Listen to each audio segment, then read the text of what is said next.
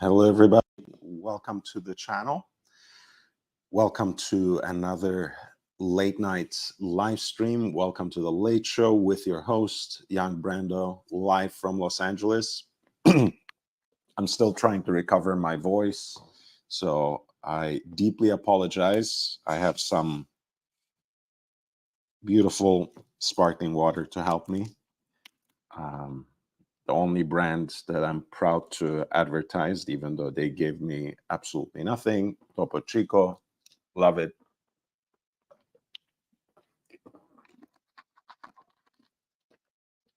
All right. We have some industry news. I have an interesting merch or watch swag reveal that I look forward to sharing with you. We will go back to auction results and we'll talk a little bit about some programming coming up, especially next week. You guys remember we were talking about a few things yesterday regarding auction results, specifically the new fee structure for Sotheby's that, of course, is for their entire enterprise, but directly affects watch sales, especially at that high level. We have talked about specifically how that may have been an incentive for Sly, for Sylvester Stallone, to actually move on from important parts of his collection. So if you want to learn more about that, feel free to catch up with the last night's episode. We are going to talk a little bit about Arnold Schwarzenegger's collection in the coming week, specifically about some of his watches that were sold publicly on auction. So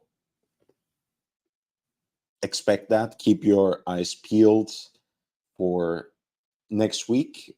Obviously, there's going to be a lot of APs in there as well. You know, the guy has been quite committed to Audemars Piguet and quite committed actually to move things on for charity purposes in public auctions as well. So that is certainly going to be part of the theme for next week's programming. We are going to go back to Sotheby's New York and talk a little bit more about the results from June the 5th. And then we'll see. Maybe we'll look forward to some more auctions that are coming up, or I'll try to consider some bits and pieces from last week's auctions in terms of the results, because you voted pretty heavily in the poll that I should focus on some of the results from New York especially, and maybe even going back to Hong Kong and then move on to some of the upcoming auctions or some of the things that have been happening yesterday even and today. So as it happened, I learned about this about a week ago. Chrono24 has a new investor. You would remember, of course, not too long ago, Cristiano Ronaldo, who obviously is one of the legendary footballers of his era, still active, by the way, still alive and kicking, scored a beautiful brace of goals for Portugal just yesterday, basically, if we consider the local time, or earlier today. He had invested, he had bought a stake on Chrono24, which is a third-party platform that sells watches, right? there was a moment where they were trying to enter the game themselves, where they were, in fact, trying to leverage some of their mergers to go into pre-owned / gray markets dealership themselves. I think they have kind of moved on from it. They have, if not phased out, certainly scaled it quite back. But there have been also taking the opportunity to co-sign their brands, both through further investment. I'm sure it's relatively significant, but also the name recognition, right? And I think this is, in fact, to me, a little bit more compelling than just any random celebrity or the so-called watch journalists wearing a certain brand or kind of watch just to promote it, becoming an ambassador for a kind of watch brand. I find something like this where the celebrity investor actually has to pay up, has to put their money, at least some of their money, where their mouth is. To me, that's a lot more compelling. To me, that's a lot more interesting. And they also found the right time to announce this partnership between Charles Leclerc and Chrono 24 because the Monaco native had just won the Monaco GP. Of course, they had a very disappointing weekend, in fact, at Scuderia Ferrari in Montreal, but at least in Monaco, Leclerc had won, and they announced the fact that he bought a stake. He went into a partnership with the watch sales platform Chrono 24, which, by the way, started offering their own certification program, right? You know, where they authenticate the pieces. That seems to be quite a trend. I don't know if they are to be trusted. The results which eBay, for example, tend to be hit or miss, a hit and miss. I don't know who they use as authenticators. I don't know whether they have a reliable one-stop shop or whether they have different hubs for different parts of the globe. I have no clue, but it is something that they introduced. It is something that they pay, that they started to advertise and foreground. I thought this was interesting. Let me know what you think in the chat yourself. One UCIT. Guys, by the way, feel free to hit the like button.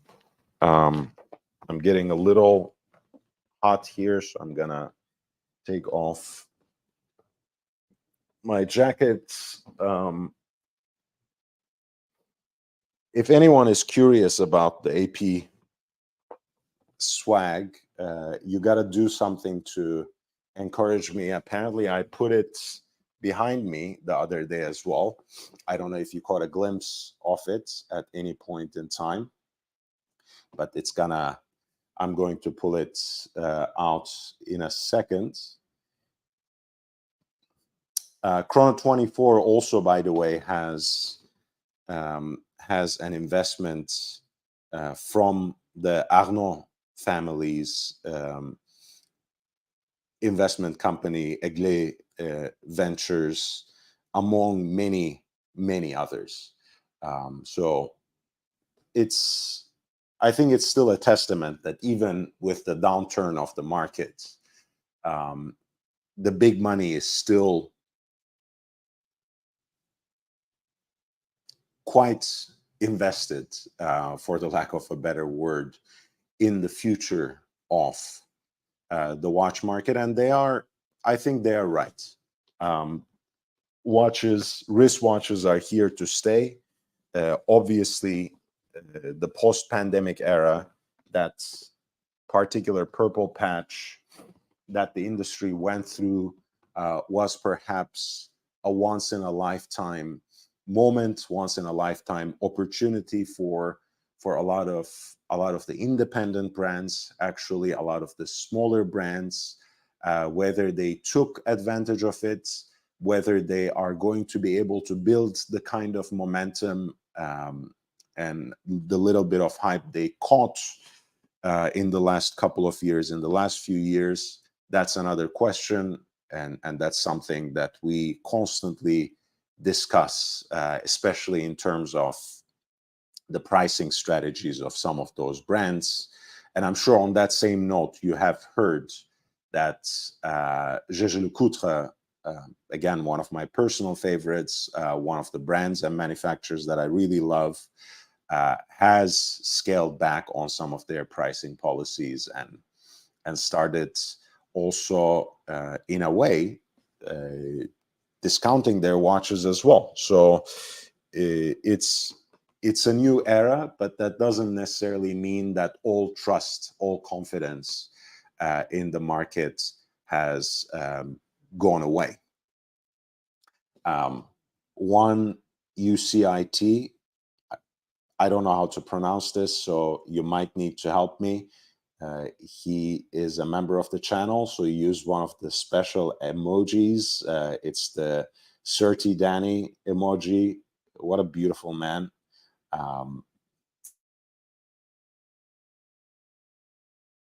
And the Whiskey Reaper is there. I see you, Whiskey Reaper.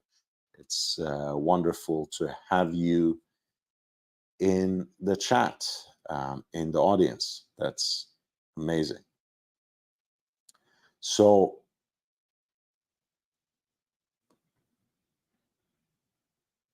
all right, what was I talking about? Yes, we are going to go back to the Sotheby's New York Important Watches auction. Of course, the online part of it just concluded earlier today as well. So we can check some results from that too.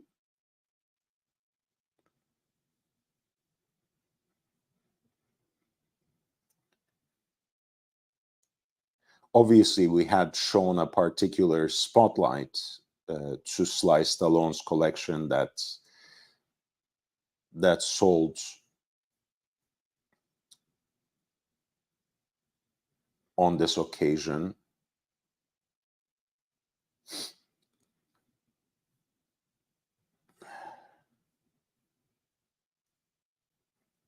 And there are some that I skipped, but we paid particular attention to the Patek pieces, especially, but also to the Royal Oak Tourbillon, which was a 50th anniversary special, and of course, the famous Lot 57, which is the Patek Philippe Grandmaster chime.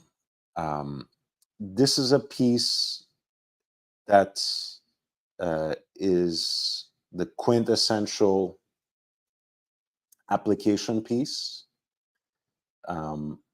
meaning that you literally have to submit a personal application to even be able to qualify to buy this watch, for the privilege of buying this watch. That has been a long-standing practice of Patek Philippe and similar brands, of course, but it also kind of substantiates the marketing spiel that these kinds of watchmakers have, that money is not enough to buy some of their watches. And in fact, obviously, they not only vet your credentials as a person, but also as a watch collector and as a collector of their brand specifically. And it was precisely because of that reason that Sly Stallone came under scrutiny for listing this watch, right? Some have, in fact, called him Flipper. And in fact, even I did a certain way. Some of you might remember my YouTube short from a week or so ago, where I was playing around with Patek's slogan, right? You never actually own a Patek Philippe, you just buy it to flip on public auction, which seems it's exactly what Sly did here. This was a model released in 2014, celebrating a decade.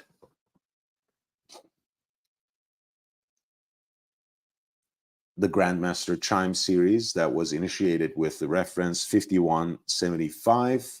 The one you're looking at right now is 6300, which joined the permanent collection in 2016.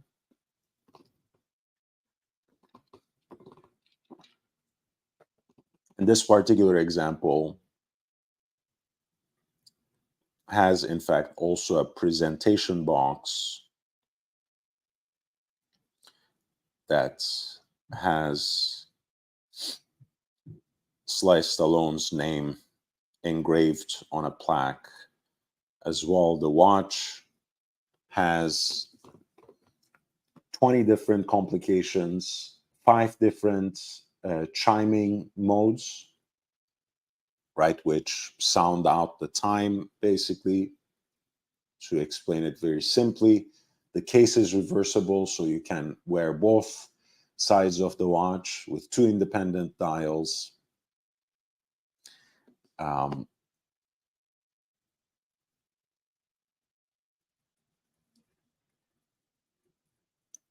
this piece not only comes as a full set, but as you can see, as a single sealed piece, pardon me, which means that Stallone actually, unlike many of his other watches offered up on public auction on this June 5 event, he has actually never worn this watch, which, again, you know, you can look at it from either perspective. It either means that he bought it with the express purpose of selling it, or obviously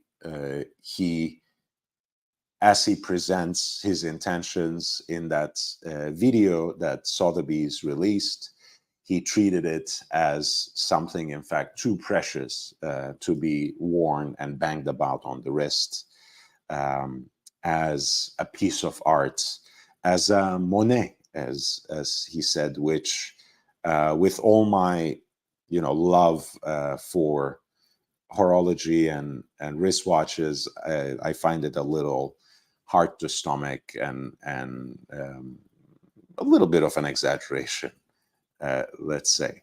But this was Sly Stallone's Patek Philippe Grandmaster Chime in white gold, therefore 6300 G-010, lot 57 of important watches, sold for 5.4 million US dollars.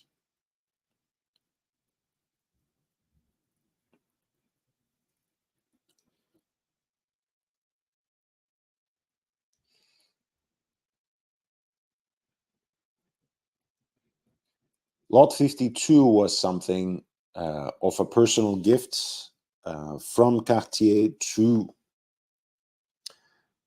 Sly.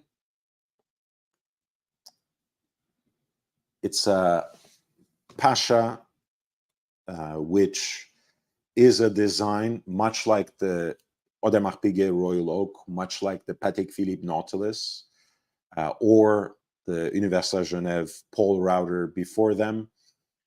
It's a design conceived and realized by none other than Gérard Junta, a piece that responds to the brief from the French Maison to make a waterproof, sporty watch.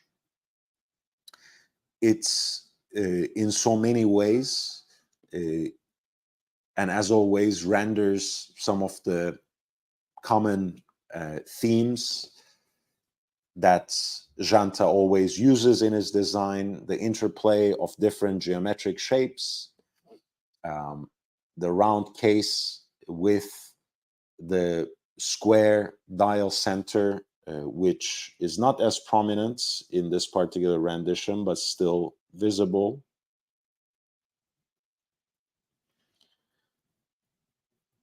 The stylized Arabic numerals, which again have the same spirit of contrast and juxtaposition, since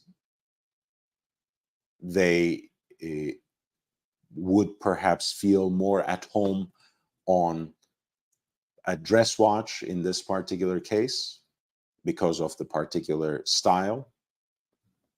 And of course, the whole nautical inspiration of the design that is also perhaps emphasized by the canteen style crown, which, much like a little flask, means that the crown has a cap that can be unscrewed, and it would simply hang down from that little, what shall we say, latch, I guess. This is a piece that mixes yellow gold with ceramic. It is a chronograph, hence the Pasha C timer.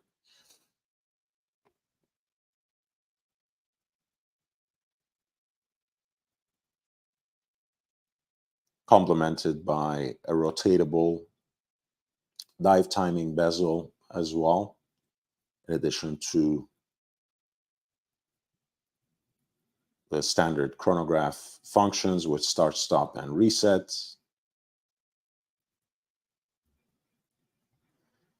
And it is also engraved on the back, again with a stylized writing as Sylvester Stallone.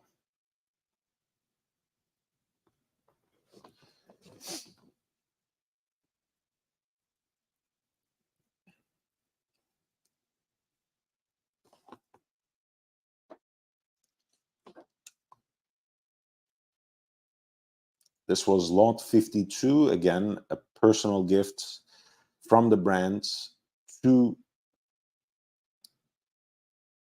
Sly Stallone.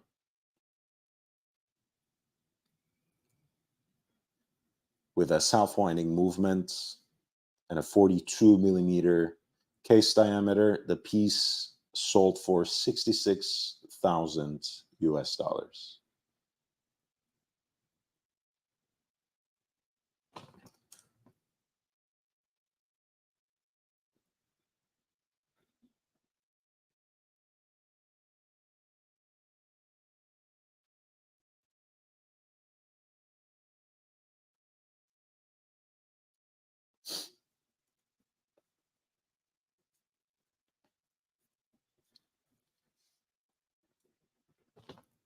If you want me to shine a particular light to any other piece, please feel free to send in the lot number with a super chat, and I will be more than happy to dive right in. There are many members in the chat today, so they can personally testify how great it is to have that sort of access to exclusive content that gives you different ways of understanding the market precisely by focusing on specific kinds of watches, complications, models. So if you want to have access to those videos, and if you want to support the channel, one of the best ways of doing that is the membership.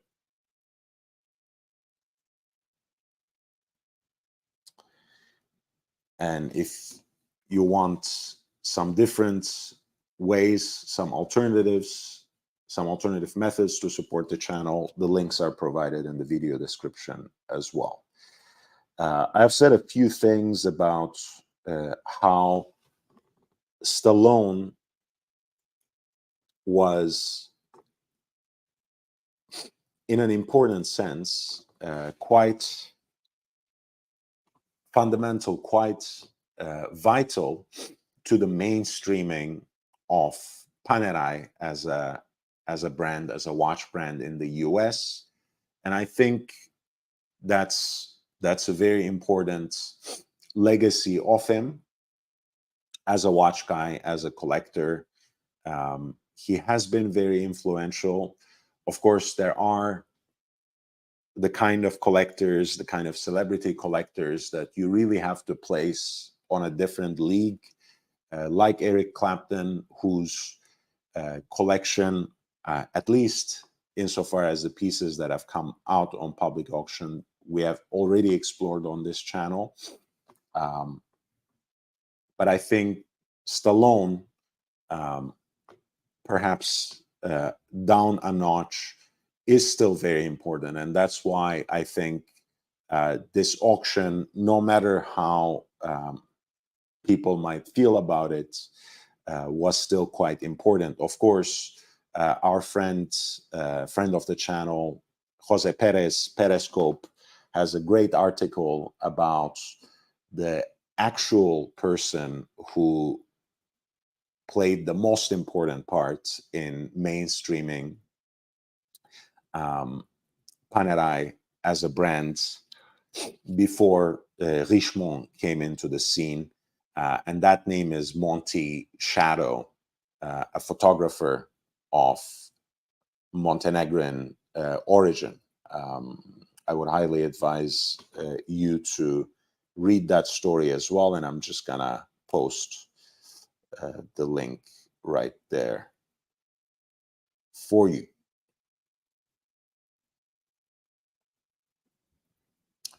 So this is number 53. Slytech was actually a series, a limited edition series that Panerai introduced right around the time of the movie Daylight. It was something that solidified, that announced the collaboration between the brand and Sylvester Stallone. I believe there were two different models that were released.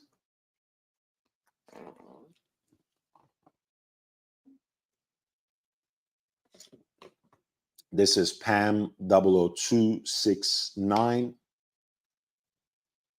It was actually a pièce unique, one-of-a-kind watch that was made exclusively for him in 2006.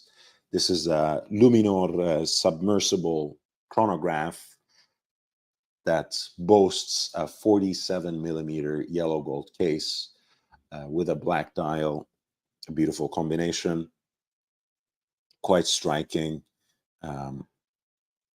Of course, it is similar to the PAM 00202, which was the Slytech chronograph encased in titanium that was released the year before.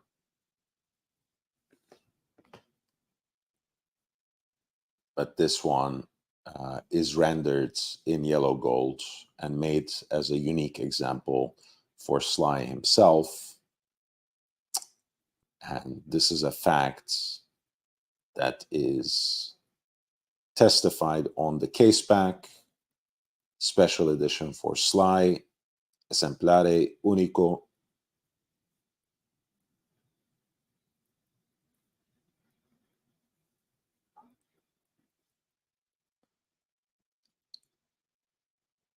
This was lot 53.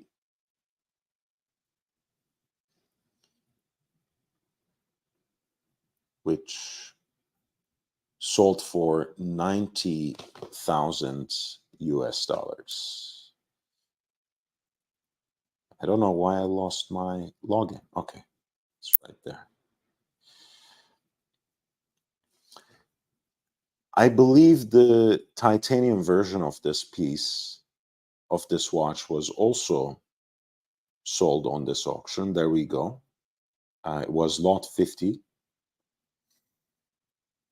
which was the number one of that limited edition, this time rendered in titanium. This is the PAM 00202.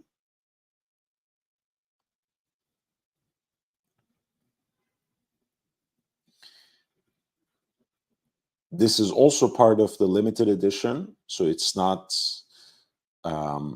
as unique perhaps as that yellow gold piece that was sold for $90,000 as lot 53. But this particular example bore the number one in the series, number one of 500 pieces. And therefore, having also been owned and worn by Sylvester Stallone, it also has that royal touch, so to speak, that sprinkling of celebrity stardust.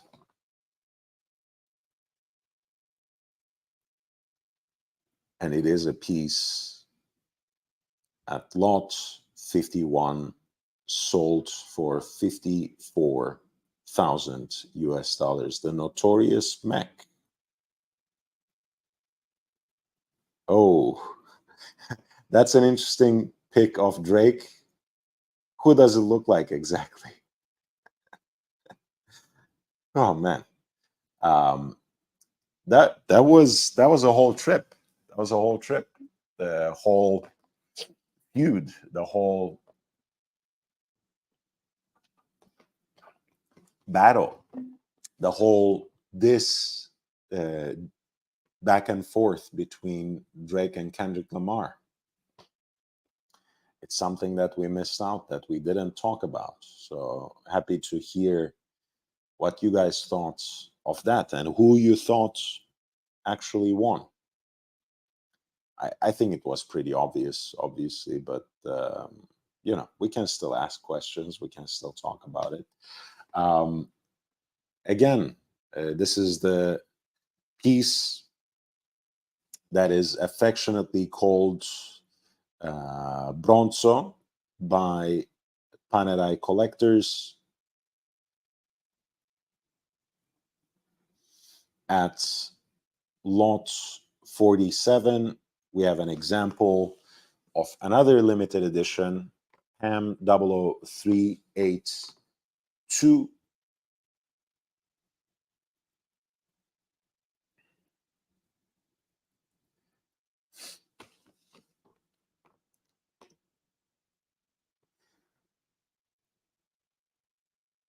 Of course, this is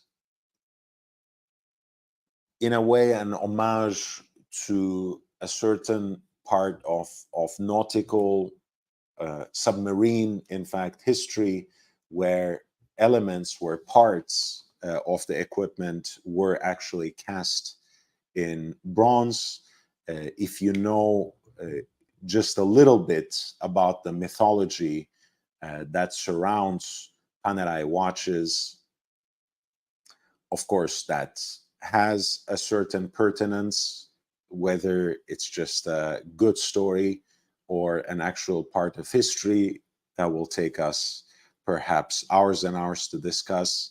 So I'm not going to necessarily think about that particular history that this piece has with Italian frogmen and other wartime divers. This is a particular bronze alloy that is made to oxidize, that takes on very specific kind of patina that you can observe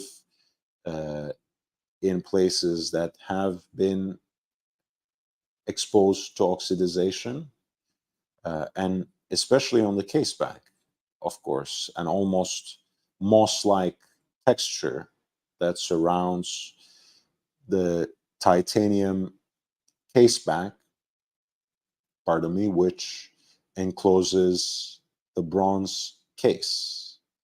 This is number 0 in the series, so in fact the prototype, one might say. Delightfully and obviously worn by Sly, and in fact worn on the screen for the sequel to the Expendables as well. And here you see a poster that was signed by Sly, and that has his picture with the watch on the wrist. And in fact, there is yet another poster. And it also comes again with that kitsch but also extremely lovable extra strap with the 2 metal skulls affixed and a brass fishtail buckle with metal skull that has been specific to this watch and to the character in the movie.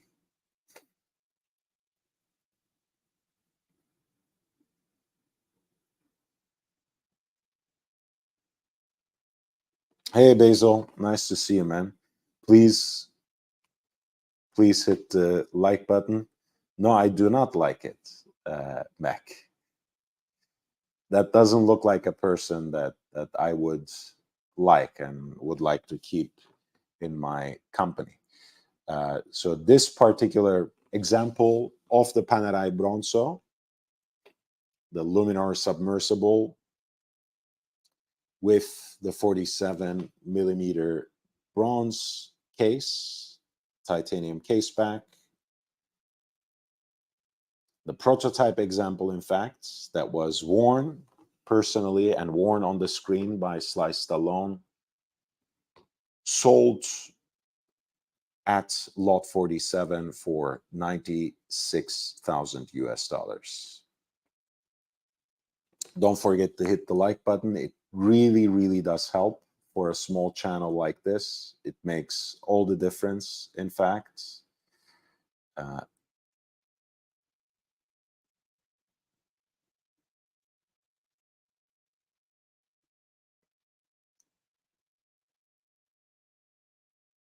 split-second chronograph here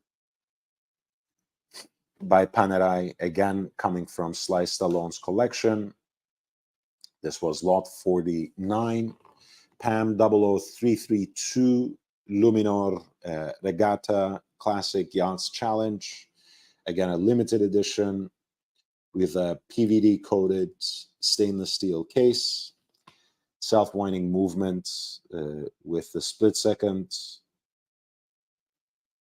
function, so you can time 2 intervals in quick succession. This particular example also comes with a personal note from Sly, 44 millimeters in diameter for the case, and it's sold for 28,800.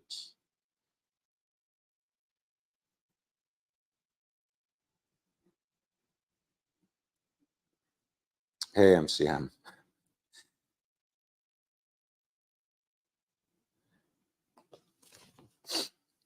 Beyond Sylvester Stallone's collection, I think there were actually many interesting pieces. I thought the 62 was great. This is a reference that is called Little Lange, Kleine Lange, Eins, the more diminutive version of the Lange 1, with the 36 millimeter case diameter. Of course, the kind of knee-jerk reflex when it comes to reduced-sized watches is to think of them as more feminine and perhaps made for women. But that's actually, for the most part, not the case. In terms of A. Lange & Söhne's particular history and the history of the Little Lange 1, these watches were actually first released for the demand, or to respond to the demand of the Asian market. And this particular piece is something that the collectors call the Little Darth, because the platinum encased versions of the Lange 1 with the black dial and black date wheels is called the Darth Vader, due to its all black appearance. And since this is the smaller case size, 36 millimeters in diameter, this one is called the Little Darth. Platinum is the case material. This particular example came with a presentation box, as well as the original guarantee certificate from 1998, which dates the piece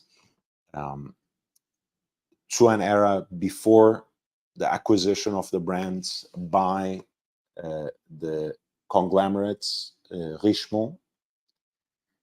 And something that I always like to talk about when it comes to Lange pieces, due to the particular alloy they use in rendering the bridge plates of their movements, the so-called German silver, nickel, copper, and zinc.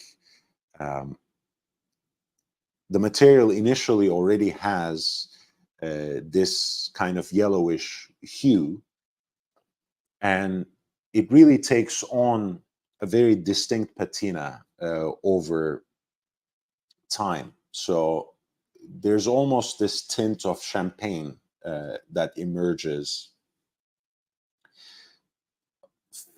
in the movement that you can observe from the exhibition caseback. So for us watch nerds, of course, watches don't merely tell time, they also tell stories, and very personal and intimate ones. And it's always a pleasure to see the marks of the kind of time that you have spent, and sometimes that someone else has spent with that watch. And we like to see that on the faces of the watch, on the case of the watch, with this particular material that is used in rendering the movements, specifically the 3/4 plates. You can even observe the passage of time from the way that the movement itself ages, that the patina develops on the movement as well.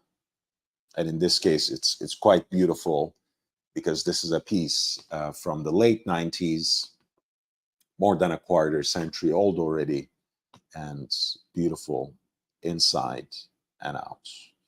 All this stern look in the front, on the face, and warmth on the back.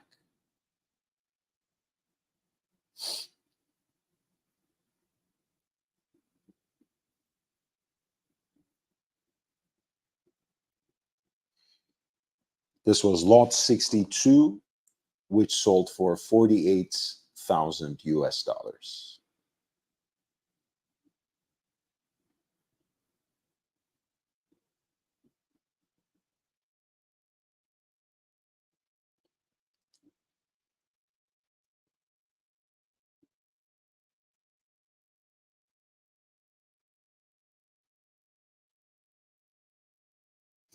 Lot 64 was an example of the datograph up and down. This is the more recent version of Lange's flyback chronograph.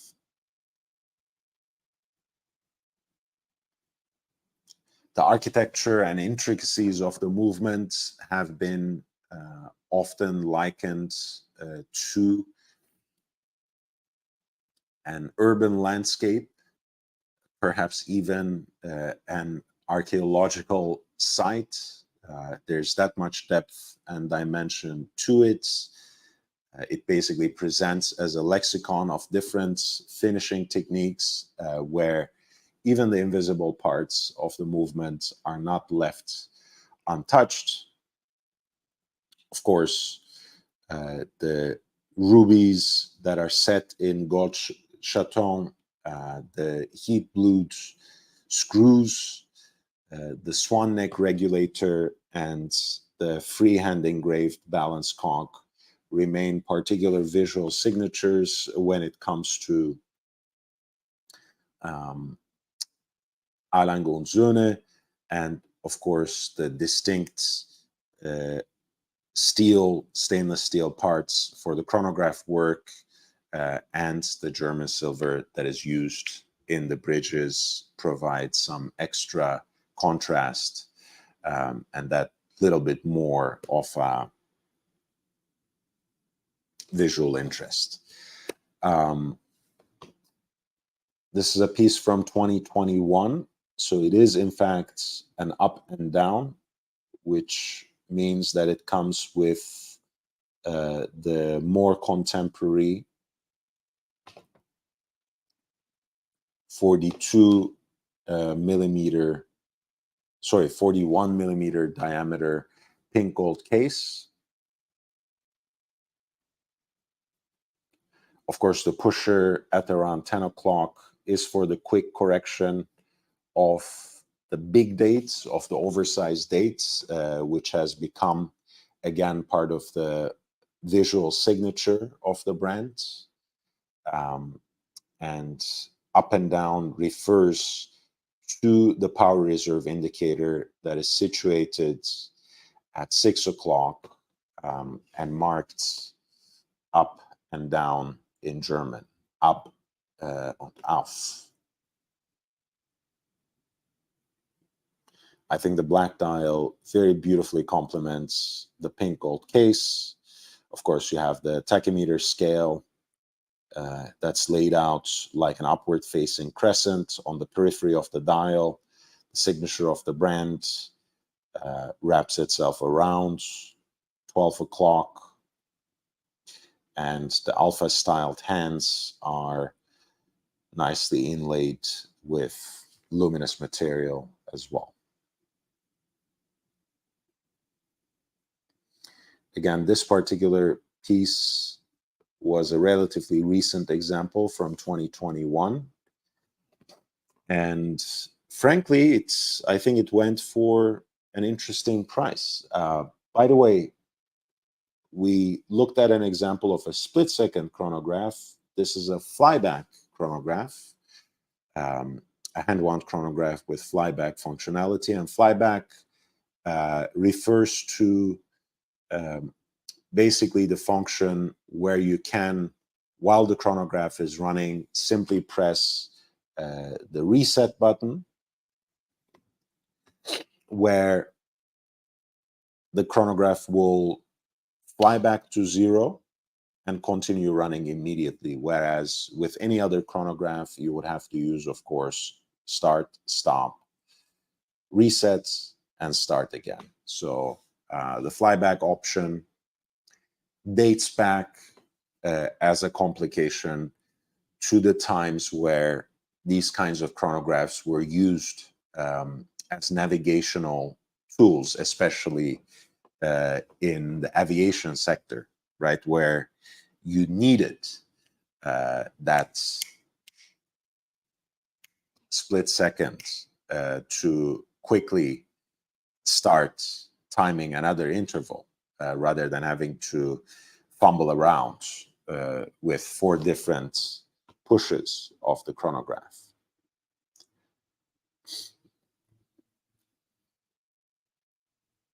This was lot 64, and it sold for $60,000 US.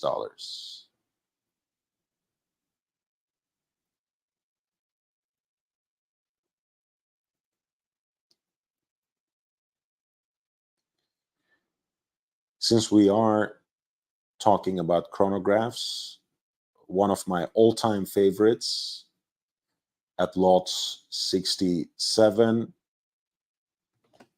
exemplifying a kind of steampunk aesthetic, you might say, because the FP Journe Octa chronograph looks, on the face of it at least, more of a pocket watch chronograph rather than something wrist worn. It was made in very limited numbers because it was quickly replaced by the Centigraph, which perhaps might be more technically impressive to some, might be otherwise interesting to others.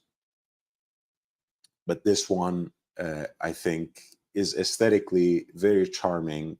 And I also like, again, the fact that it features a flyback chronograph movement that is self-winding and nevertheless quite thin as an integrated chronograph movement, as an integrated automatic chronograph movement.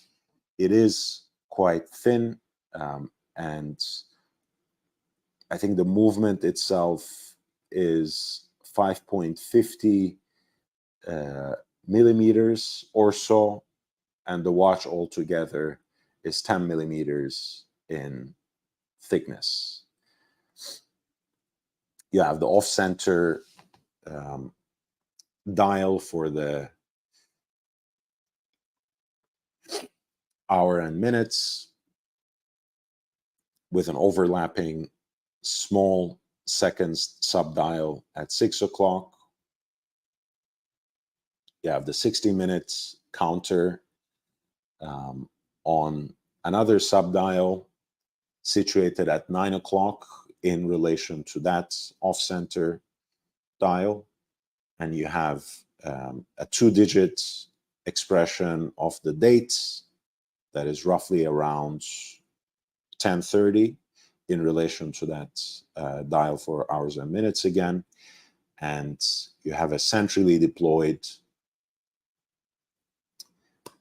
chronograph seconds hand that shows the seconds down to a fifth on the periphery of the dial. It is a white gold dial matched with a 38 millimeter pink gold case. The piece comes with its box and papers, with the original presentation box, outer packaging, the warranty that is dated back to 2004, and with a later certificate of authenticity as well as product literature.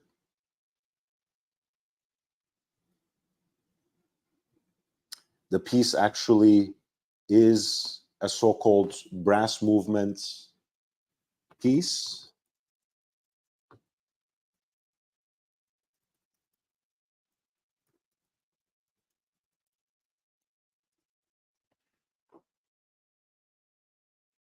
Some might be initially attracted to or fascinated by Journe watches because they have a movement that is largely rendered in precious metal. But that was a transition that was affected about five years into the brand's existence.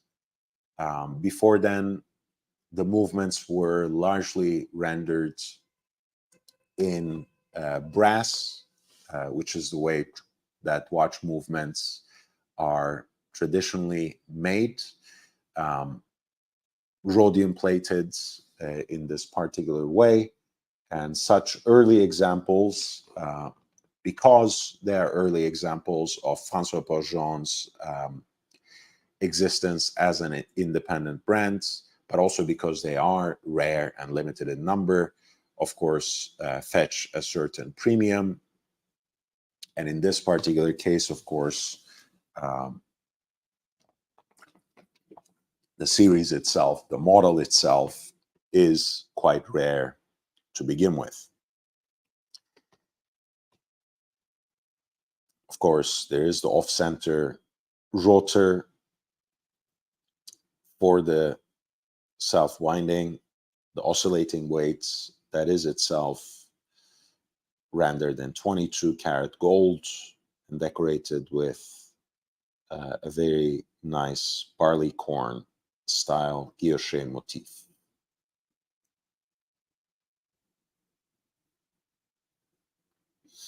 This was lot 67, an octa chronograph, self-winding flyback chronograph, an early example of François Pourjon's watchmaking art, with a 38 millimeter pink gold case and brass movement from around year 2004.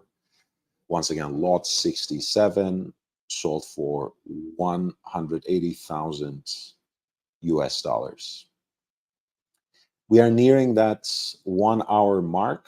So if you haven't voted already, I mean, if you haven't hit the like button already, please do. Again, it makes all the difference in the world. I really appreciate you. I really appreciate your support and presence. I think I might take a short break at this point. I will leave you with lot 66, which is one-of-a-kind example of Kari Voutilainen watch. But in the meantime, please feel free to hit the like button. And also, if you want me to pay particular attention to any of the lots, please choose and send in a super chat with the lot number, and I will be happy to dive in. Meech, is that you? Yeah, what's going on, Lord? Hey, man. How you been? Busy as hell. Tell me what keeps you busy these days? Oh, well, I mean, as you well know, I'm remodeling my house now after I 3 don't years. actually know. We haven't talked for such a long time, man. I don't know what you have been doing Yeah, at all. there's a lot of ground to technically cover here from ever since like my panic attack, which you've been well aware of. Ever since from that, and then there's a lot of ground to cover, but we're not going to get into it. But yeah, one of the big things I'm doing right now, is remodeling my old man's house. So, yeah, it's a lot of money and it's a lot of people coming in and out. It's one of the big things was dropping in a new HVAC system in his house. So that Ooh. was that was a nice 20 grand, just kind of, I was able to finance it though, for 2 years, 0%. But I mean, I already got it paid half off already. So I think I might pay the whole thing off in a couple months anyways. But either way, it's still expensive as fuck. Uh, yeah, Yeah. well, Well, I mean, home ownership is great or can be great, but a lot of times people don't think about these kinds of work and expense that comes with it, especially when you want to transition, when you want to change certain things up, or when you just need to do necessary work. I mean, the kinds of money people have to spend on roofs around me recently, mind-boggling. I'm happy to rent at this point. yeah, no, it's certainly everything's expensive this year, and that's kind of been like the one thing where I'm kind of two minds on the subject here.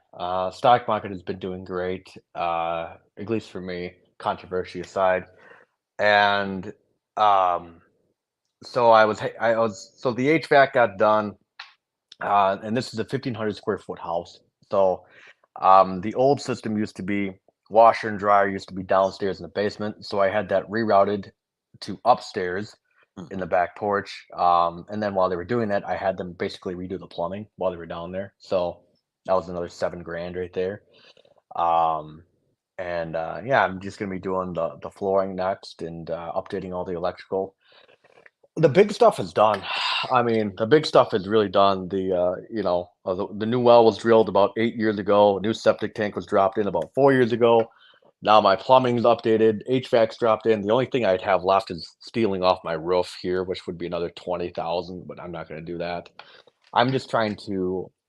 I'm trying to get as much of this done as I can this year while the market's still hot, because I don't know about next year. I don't want to be like. I don't want to look at this and say like, oh, I should have done a little bit more while the money was still good. Great.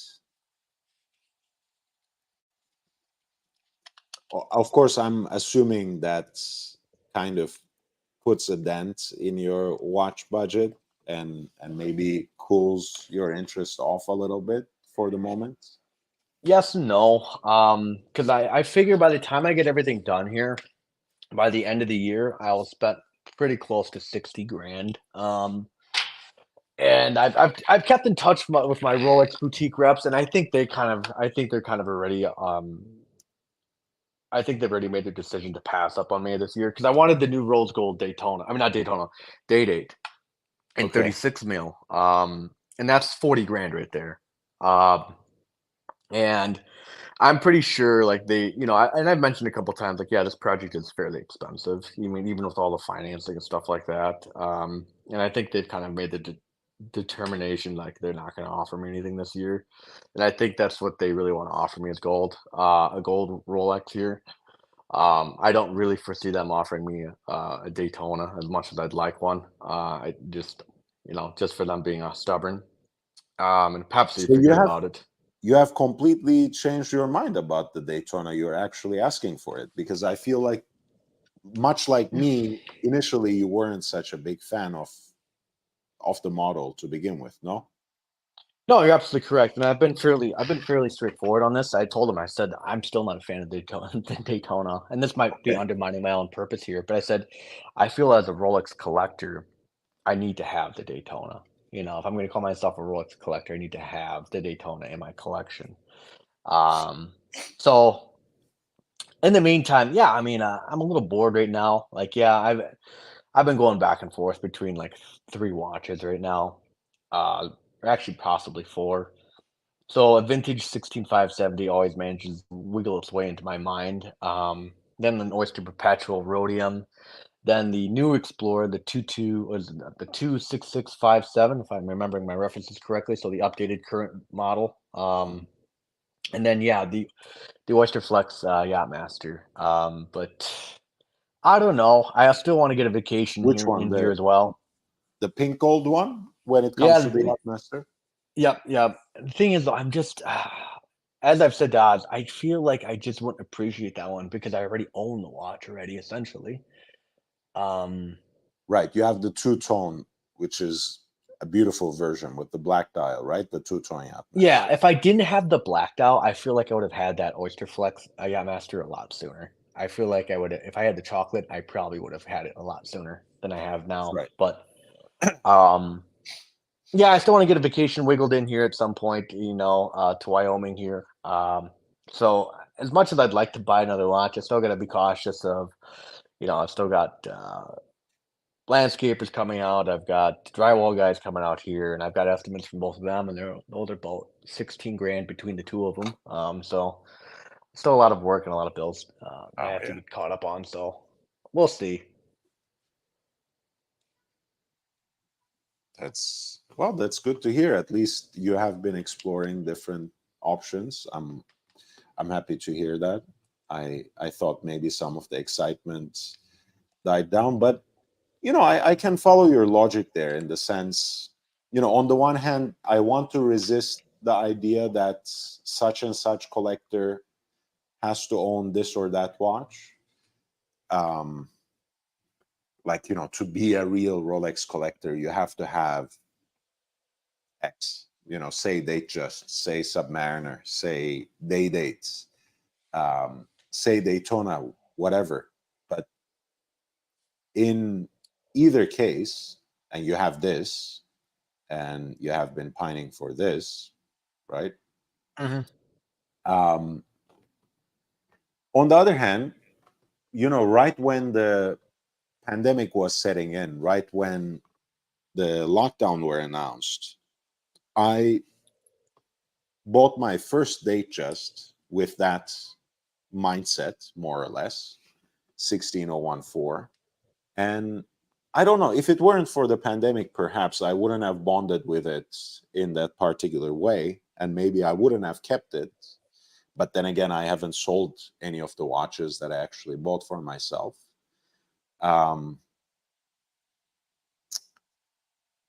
Yeah, I think, in a way, initially my Datejust I bought because of that. What is that Rolex model that I love and that I don't yet have in my collection, right? That's how I ended up with that. And that was before I got my Coke, so to speak, the 16710 GMT Master 2. But that was the idea, right? I have the Explorer 2, I have the GMT Master in two-tone, I have my Submariner.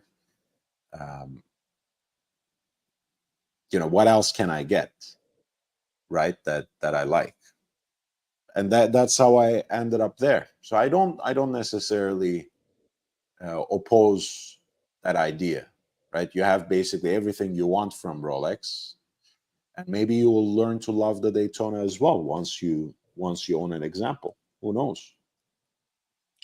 Right. And I mean, I almost ideally like the Daytona and Gold here, but those fuckers just keep climbing. They're never gonna come down.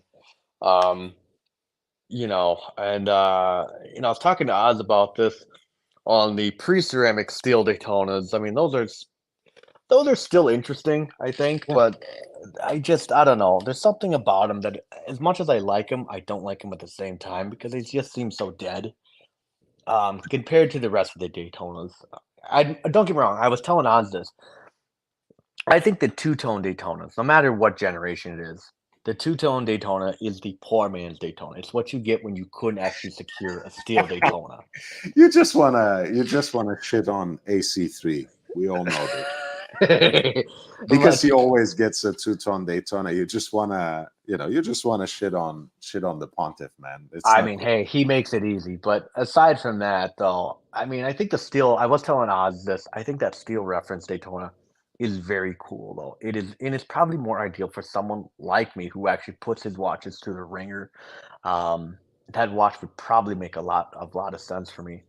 Uh, but at the same time, I don't know. It's not a watch that screams Daytona, and I think that's the whole point of getting a Daytona, right? You get it so people notice it, and No, I was gonna say, in again, you never deny this, right? Yes, you make a shtick out of it, but you are moved to certain watches and certain choices precisely because it's hype, and Daytona is hype. So if Meech gets a Daytona, it needs to be a hype one. It can't be one from 2 generations ago before the introduction of the ceramic bezels. It can't be something in two-tone, like you said. It can't be something that you settle for. It has to be something aspirational. No. yeah, I would definitely say that. But like I said, the exception would be with that steel Daytona. It's like it would actually make sense to beat around with it, and I was actually discussing this with my boutique reps when I brought in my bluesy because it was starting to rust, and they just couldn't believe it. They were just in awe of it.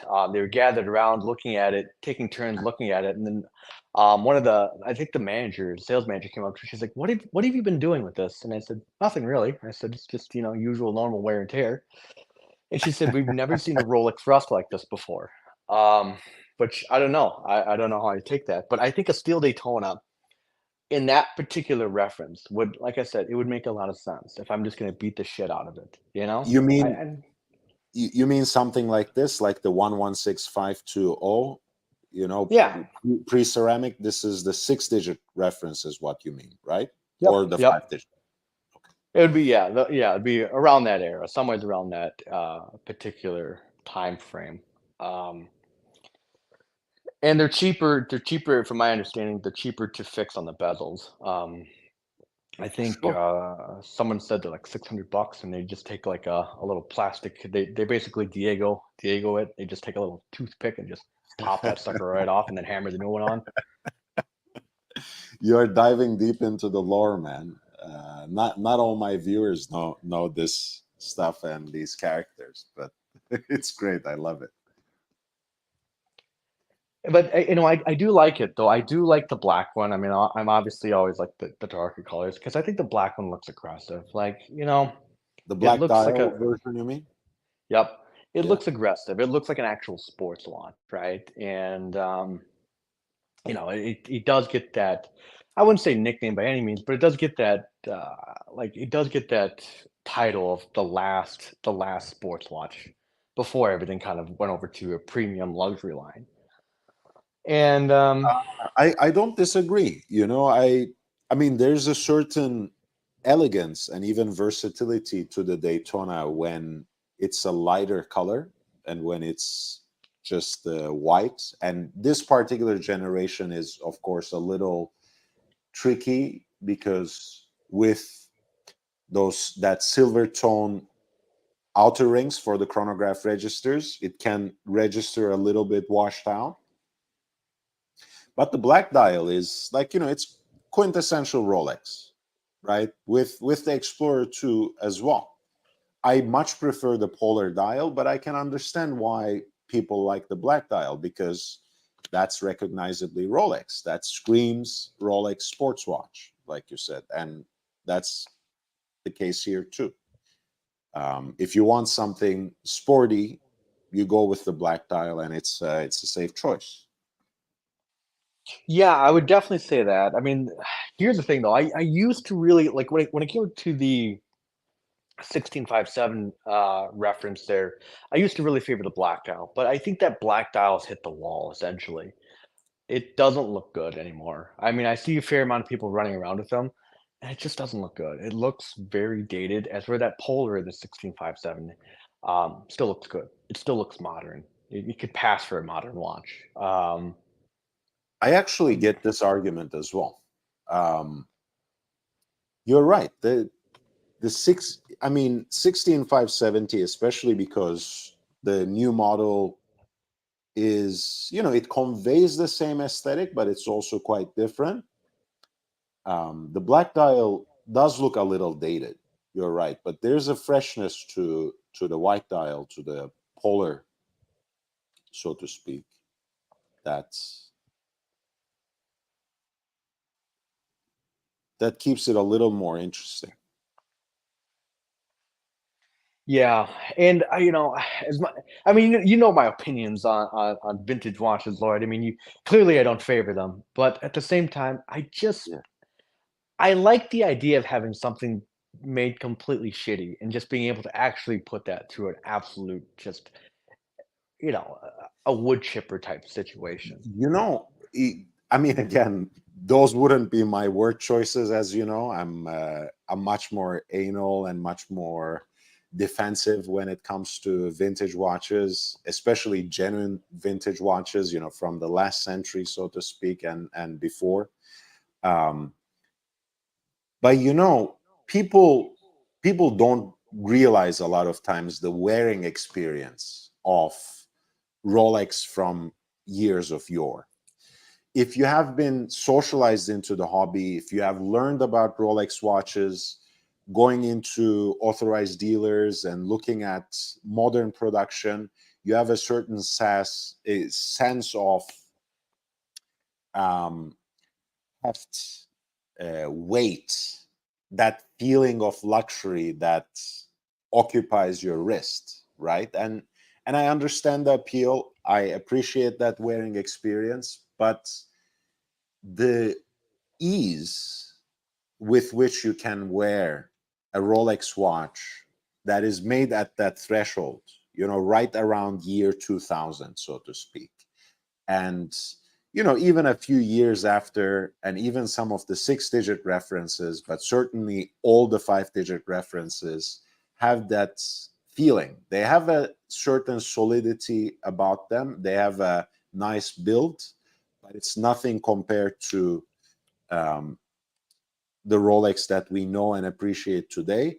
On the other hand, right, so that can lead you to call it flimsy. On the other hand, when you actually start wearing it and go through weeks and months with it, you suddenly realize, man, this has the same, as not only the same aesthetic, but also a kind of breezy feel about it that's actually much more carefree than a contemporary Rolex. So if you can borrow, or somehow connect with another collector who has watches from the 90s, from around 2000s, who can lend you or with whom you can exchange or something, experience that for a month and you might walk away with a different idea. Yeah, the thing is, I bought in the 16570 twice, and I've worn it for an hour, and I've always returned it. But I mean, not an hour. I'm talking about a month. Well, I understand I understand what you mean, but my point of the matter is, like, I think the big issue is I didn't have what I had at this point in time. I didn't have at the time I had I had the Seamaster, I had the Yachtmaster, didn't have a sub at the time.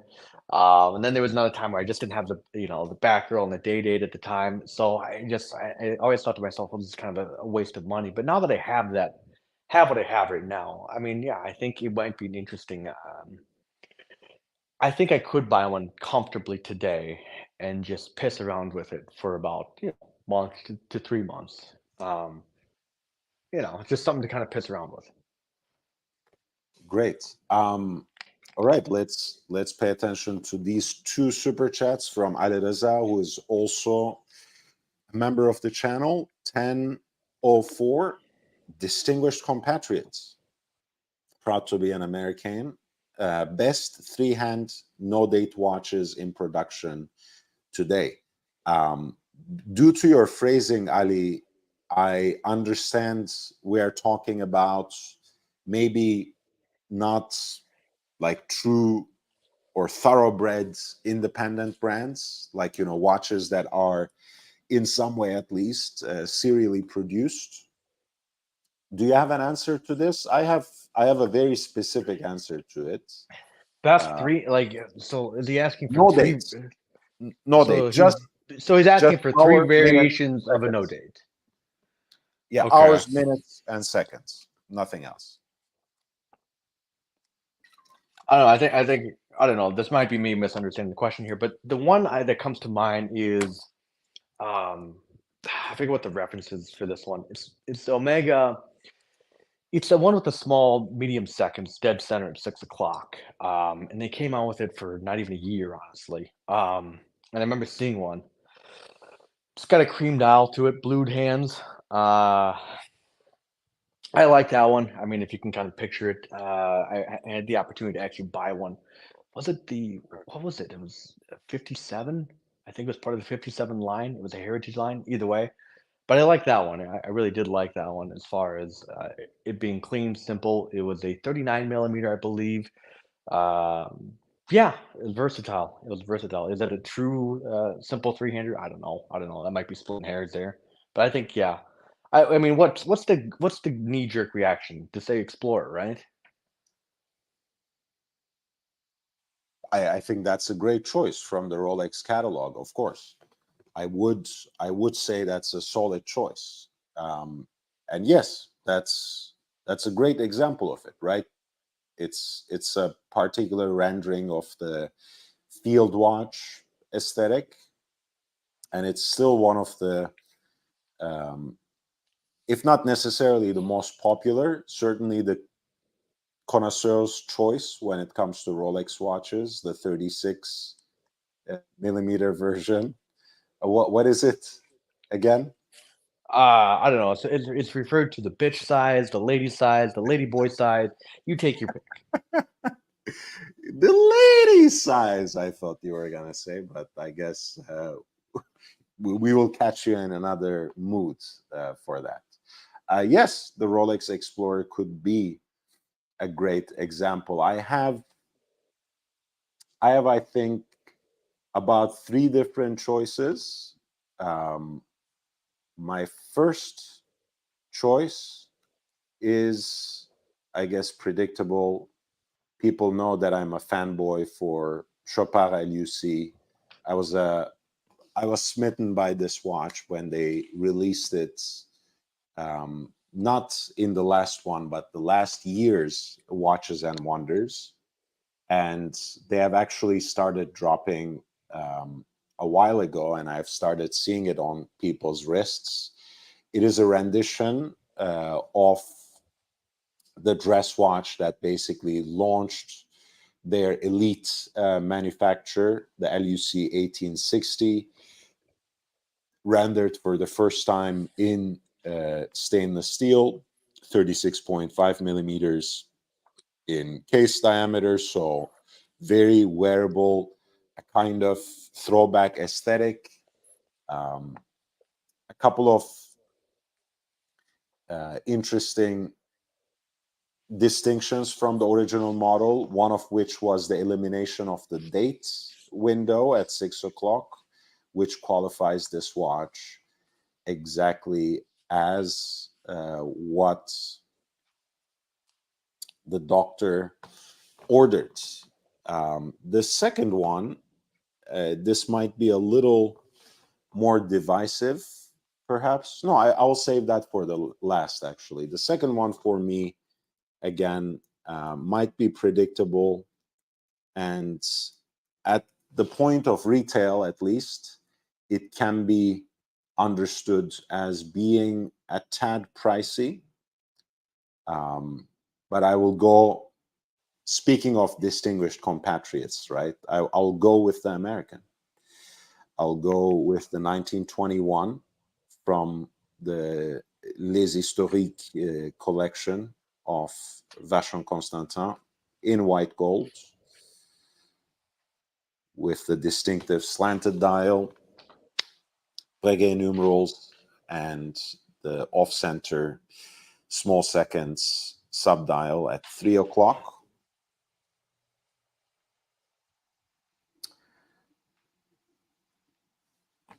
And the third, of course, will have to be Reverso Tribute small seconds. Pick your poison. The opaline white, the burgundy, blue, green. I think they're all fantastic, and they're not as unobtainable as they were at point of retail, because they were JLC's hot watch at a certain point, so they were kind of handling it or making it scarce in a way. But since there are so many other desirable JLC models now, the chronograph and so forth, I think these ones are easier to get at the point of retail, and you might even find them cheaper on the secondary markets as well. So those are my 3 choices. Ali, I hope you like it and consider it satisfactory. But I think, honestly, I like Mitch. I like your choices as well, especially the Explorer in 36 millimeter, of course. But I think you have the now discontinued 39 millimeter, right? Yeah, it's the true men's size. If you really compare it to the 40, If the 39. 39 if 39 is the man's size, what is 40? exactly. It's a mistake. It's false. It's a usurper almost. It's a false prophet. It's not really as big as they say, you know? Amazing. Alireza says some solid choices and no mention of the no date sub. Look, if someone else asked the question, I may have still mentioned it. I love the no date sub, even in its contemporary rendition. But to me, the last best example of that was the two-liner versions of the 14060.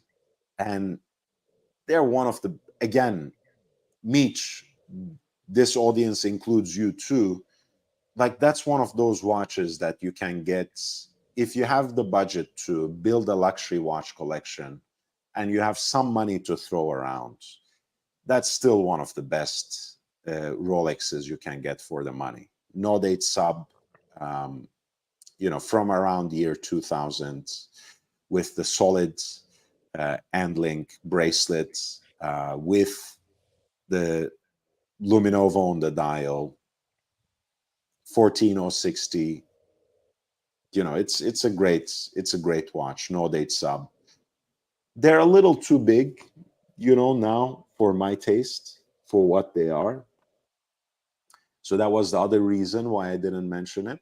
But They're very cliche, honestly. I mean, it's a redundant pick, and predictable, I right? mean, yeah, it's very predictable. But I would say this: I'm going to throw a wild card out there. I'm going to say the Cartier Sure. Santos.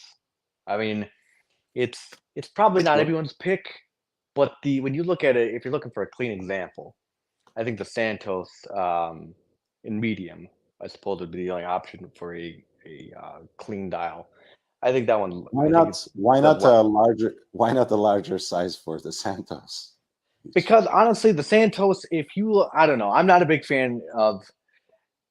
fan of how the layout on the larger Santos is. In the same way, I'm not a fan of the larger Day-Date. I think after you get used to looking at the medium size for so long, you look at the larger one, and the proportions just seem out of order. And also, you could have chosen the more predictable response to the large versions actually have the date at 6 o'clock, whereas the medium is a no date. So actually, this is another great choice. Again, a little getting up there at the point of retail. These things have gotten more and more expensive. Do you remember how much you paid for yours when you bought it? And when was it exactly when you bought yours? It's been about a year now, I suppose. That's maybe even longer than that. I think I No, you paid 6,200 for mine, if I remember correctly. And I got it end of 2022 because I think I had it like Christmas Eve, if I remember correctly.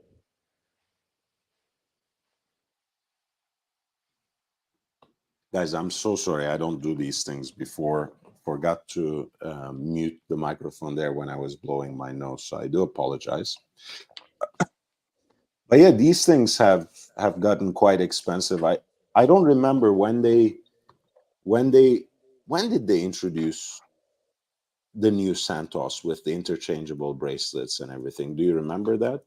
Oh shit, that's probably been around for a while. That's probably what 2015. It's always been like that. I have no clue. Really? It's been all that long? I have no clue, honestly. I mean, I only had my Santos like around 2022, I think, and I obviously I didn't have it for more than a year, so I would have no clue. Let me see. Just a quick search. 2018 was when they Wasn't too came far up off. with the interchangeable bracelet. Um, I wonder how much it was at the time. This is, of course, incredibly unfair, right? Because with the way, I mean, it's actually not unfair, but it might sound outrageous once you mention it. But wait, how much was Cartier Santos in 2018? Because like when you think of the Vacheron Constantin overseas, for example, when that watch first came out, it was around like the third generation. When it came out in 2016, it was around $13,000, the time and date model. And now it's 25,000, right? In the same way, let me see if I can find this. Oh, the article that I found really doesn't list the price.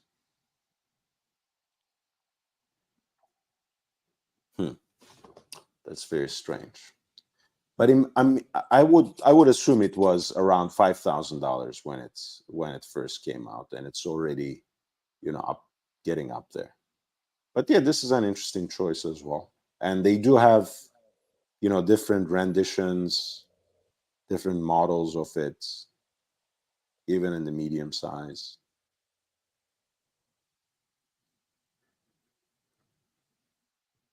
I like it. Memovox says you forgot to consider the size of Ali's wrists. I'm not sure if we were confined to that necessarily, Memovox, but thanks for reminding us. I think it was a question with a broader scope, not only for himself, I think. But yeah, I don't know. Do correct me, Ali, if that's the case. If you were in fact asking for just yourself. I mean, obviously, I could say the Continuum or the C by Romain Gauthier, but you already know that watch and you're already waiting for an example. So I guess that would be entirely unnecessary. Ali Reza has another super chat, 1477 bucks for AP Schwag. Okay, this is something I found for dirt cheap. I just saw it listed for 10 times more than what I paid for it on eBay. I think no one trusted this particular one because it was listed in Ukraine. Maybe because of the war situation, people thought that it would not get shipped properly, not arrive at all or on time, whatever it was already listed at a very reasonable price. I made an offer, the seller accepted. I literally got it for really a fraction of what something like this would cost. It's like a quilted jacket, but rainproof.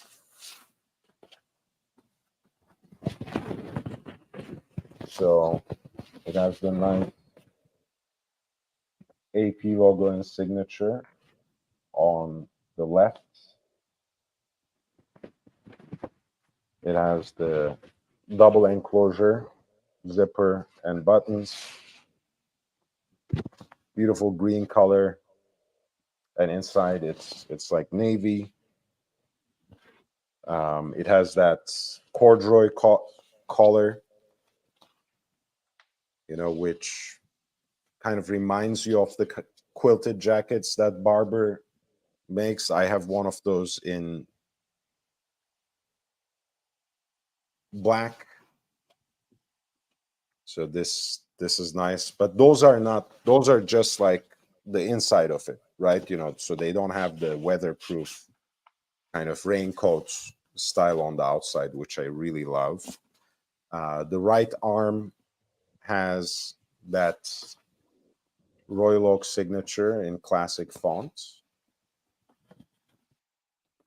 Yeah, there we go. And then the back dates the jacket. This is something from 1997, 25th anniversary of the Royal Oak, with the recognizable octagonal bezel with the hexagonal bolts. Nice deep pockets, on either side.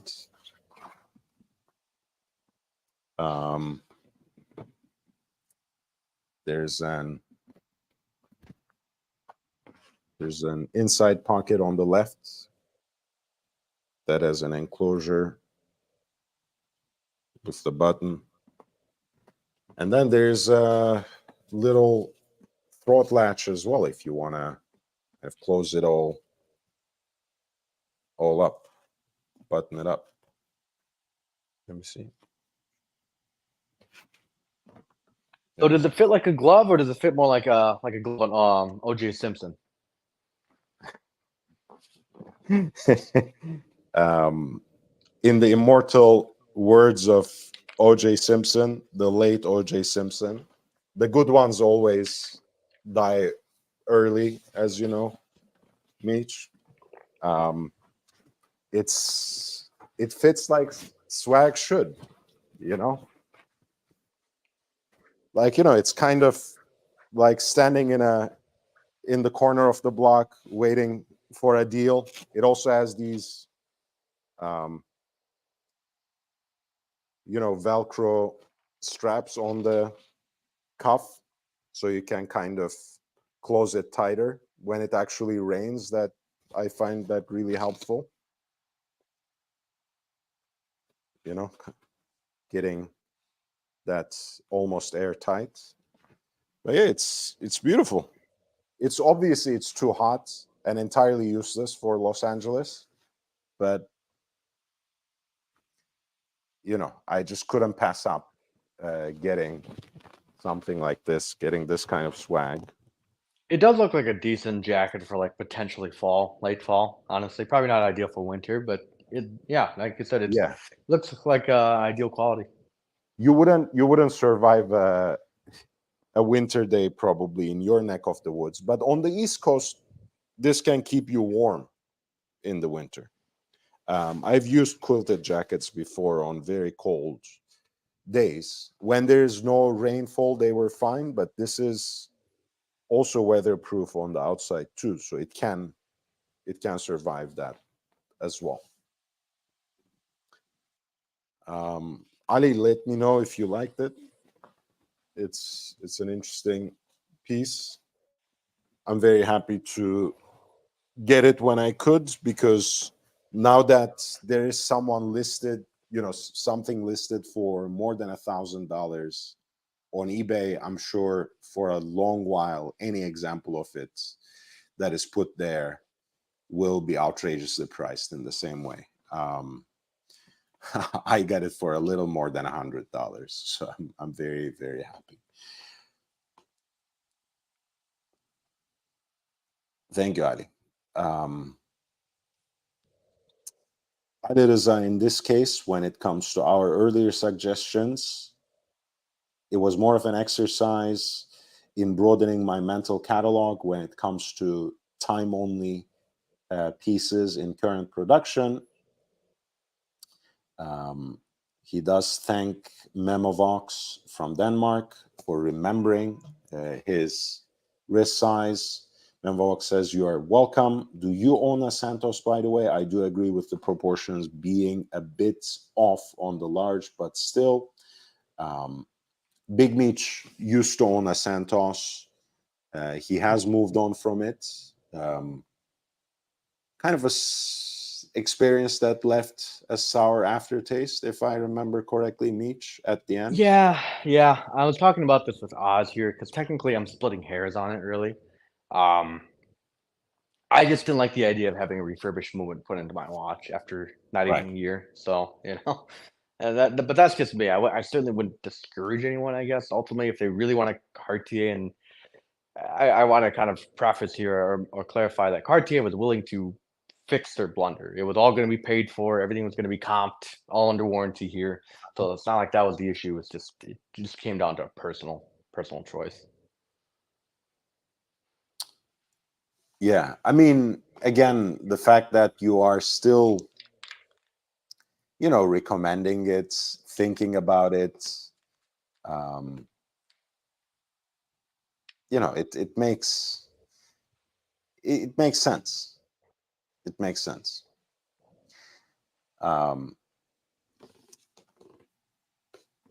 Ali Reza sent in member chats.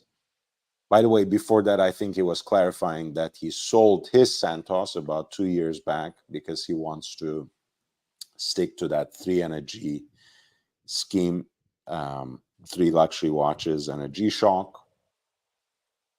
And it just wasn't, Cartier Santos was not in his top 3 goals.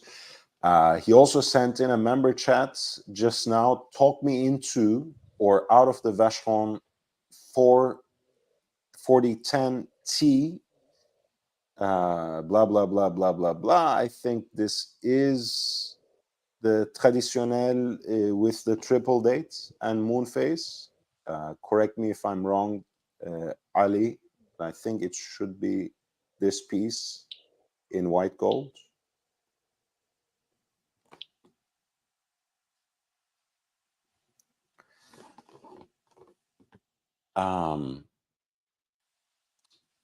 Honestly, I was never a big fan of the triple date or the complete calendar that is offered in the Historique series.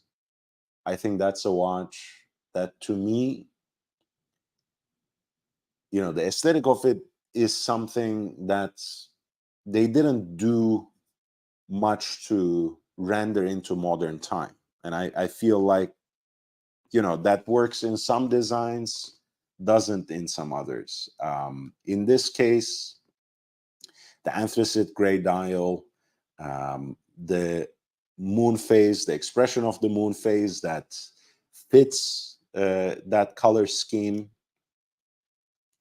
I prefer this so much more to the triple dates or to the complete calendar they offer in the Historique series. And let me quickly pull that as well. What do you think in terms of your initial thoughts, Mitch, about this particular watch? Yeah, it's not really my wheelhouse here. When it comes to Vacheron, I really just kind of glaze over the whole catalog. If it's not the overseas, yeah, I'm one of those guys. If it's not the overseas, it's not worth looking at. Honestly, it's kind of my opinion. Look, I don't actually, again, you know, on another day, I might want to push back against that, but you know, I don't necessarily disagree. The Historique model is this that I was talking about. I think, again, I know it reflects the vintage inspiration. I know that is the approach. As much as I like the case design, I don't necessarily like this as a contemporary watch. The Traditionnel with the complete calendar is better. I like the addition of the moon phase and the sweep center seconds, which gives a very interesting modern and romantic feeling to the watch in good measure. All of these good things that I'm saying about the watch doesn't necessarily mean I like it.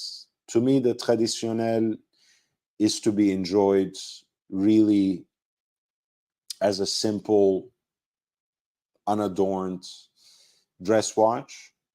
I've never been into the more complicated models within that series when it comes to Vacheron.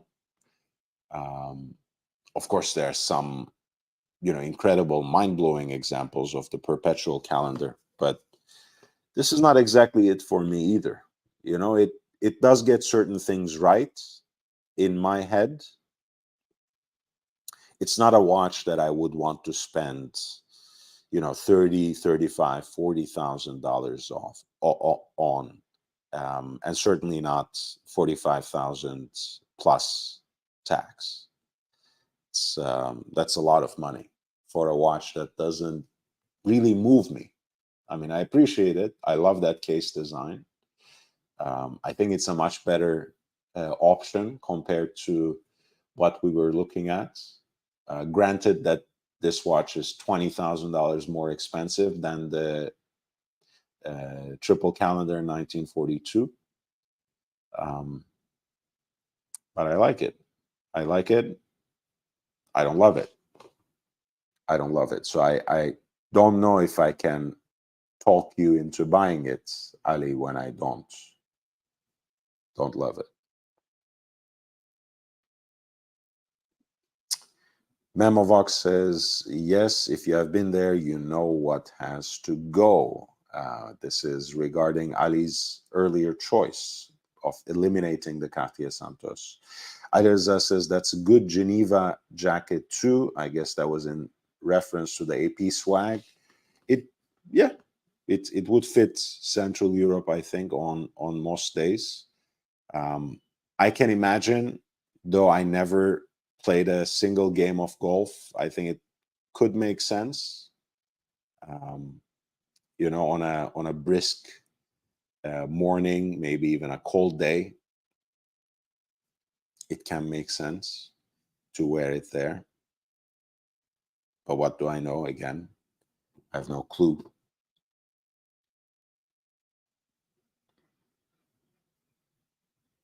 Yeah. Meech. It's been a long time, man. I'm glad you came back. Yeah, no, it's just there's just a lot of moving parts, with not only family but just internally on myself here, and then like I said, this whole house stuff, and yeah, a lot of moving parts in a very short time. So Yeah, of course, man. I'm glad you're on top of it, though. I'm glad you're taking care of business, and I'm sure your father would be proud of you. I don't know. I wouldn't go that far.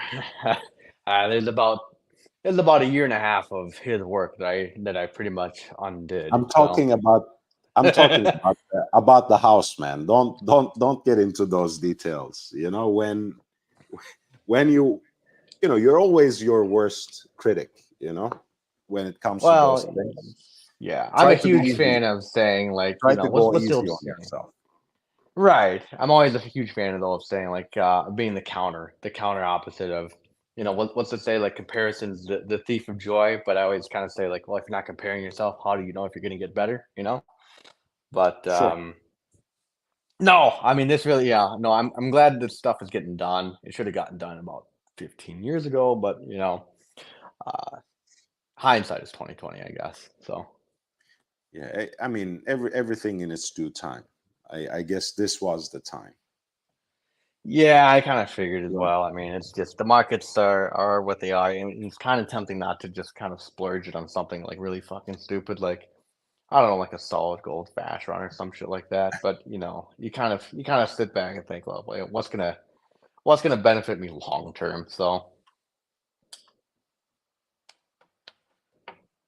Good, good. What else in are we moving towards having Meech Jr. in some way or fashion at all? technically, that's a very interesting story for the after show. But as officially right now, no, that is not. No, it's not something that's financially doable. So Okay, what is there some dowry involved or something that I don't it's technically complicated here. It technically is complicated. Like it's not. Oh, I don't know. Not to sound like a dick, I guess. Ultimately, at the end of the day, but yeah, there's this woman who back in the day we met in college, and it's like, okay, she had a kid, and then we stayed in contact for about 4 to 5 years. And now she's kind of rubbing up against my like a cat in heat. It's just like, it's the idea is fun, but at the same time, you got to remember there's a kid involved, and it's just like, do I really want to get involved with something like that? I don't think so, really. Yeah.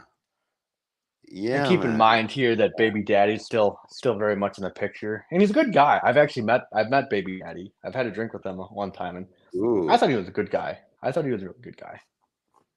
complicated situations, man. Yeah. By the way, Memovox with 50 Danish kroner here. He's also a member of the channel. from Denmark, as it should be obvious from his contribution. Speaking of VC, speaking of Vacheron Constantin, I've been tire kicking a Maltz perpetual calendar chronograph on Chrono 24. One of my earliest videos was on this earlier series of Malt and how both the chronographs and perpetual calendar chronographs offer a very interesting deal, especially since they are built on the base of the Lemania CH 27, right? Much like the 3970 or 5970 of Patek Philippe. Of course, some people might say we're comparing apples and oranges, and the styles, the aesthetics of the watches are very different too. But I really, really like these pieces. This is a yellow gold example with an opaline white dial. The stepped lugs are reminiscent of, let's say Maltese Falcon's talons. You guys know that one of the distinctive things about Vacheron Constantin's designs are the kind of flair with which they execute their lugs, and this is very much in evidence here. I really like the rendition of the moon phase as well. There's an interesting double elliptical puncture there at around 130, which gives you the leap year indication. The pointer date surrounds that moon phase indicator at 6 o'clock. There are two openings, two wickets for the day and the month right under the signature. That completes the calendar. And there are two registers for the chronograph, a 30-minute totalizer at 3 o'clock, and a continuous running seconds subdial at 9 o'clock. Not to mention the centrally deployed chronograph seconds. The watch has a hinged case back, so to speak, an officer's case back, as it's sometimes called, which opens up to give you a view of the movement that is built on the Nouvelle Lemania base. Of course, one of the most recognizable and appreciated legacy hand-wound chronograph movements from the last century. It's a great watch, and again, for the kind of watch it provides with one of the classic brands, if you're into the design, right, don't force yourself into getting a watch like this. We're still talking about $45,000-$50,000. But it's as with a lot of Vacheron Constantin designs, it can be segmenting. The opinion can be divisive. The design of the lugs, the hinged case back, etc. But I think it's a very beautiful piece, and once again, I'm happy to see that there's that conflation of taste when it comes to my taste and memo boxes. I'm actually feeling quite proud.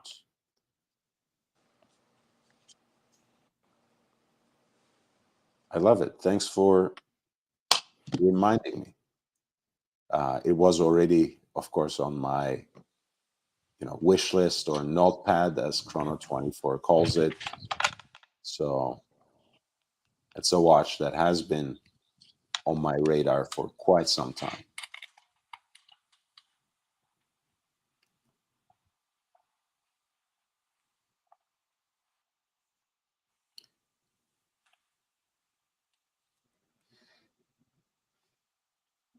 What did you think about Sly selling all these watches that are so hard to get and that are so special? Um, do you think he's just a flipper? We're not in his shoes. We don't know anything about his life and his current situation. Um, so we are simply speculating. But why do you think he would sell all these watches? We thought he was just a genuine watch guy. What happened? Isn't Sylvester like pushing 70, if not mid 70s? He's actually, and this feels kind of shitty to admit because we grew up watching his movies. So um, he's 77 years old. He's actually almost 80 years old. Yeah, I mean, it kind of makes sense. Like, you know, you can only keep so much, and at this point, like you look at some of those watches that were still in the plastic wrapper. Like, what's the point of keeping them? Like, I mean, sure, you could argue the whole kids and stuff like that, and grandkids, like, but at some point, you just gotta sit back and say, like, ah, fuck it, just use this money to take a nice little lavish vacation. Although, I mean, you and I both know Sly really is not hurting for the money. But it just makes sense that why you'd probably get rid of some of this stuff, and just kind of enjoy it. If you can roll it into something else, enjoy it that way. So Honestly, I was also thinking, and I didn't want to, if you hadn't come on, actually, I would probably not broach this. Um, he, his son passed away some years back in very tragic circumstances. So, much as I want to, keep an open mind, and think, hey, the daughters could inherit these watches as well. A lot of his watches are very masculine pieces. I think I Um, know where you're going with this. Like, it's almost like kind of addicting to say, but the logic might be like, what's the point? You know, what's the point yeah, of no, keeping I them mean, anymore? yeah, I don't even want to be that harsh, but it might be actually painful for him to think, like, okay, what if something happens to me and I leave these watches behind? At the end of the day, they will also sell it. They will probably not keep it. Right. Um, wouldn't it be better if I moved on and if I took my leave, in this public, respectful way? It's not like I have a son to whom I can, leave these watches and he would wear them.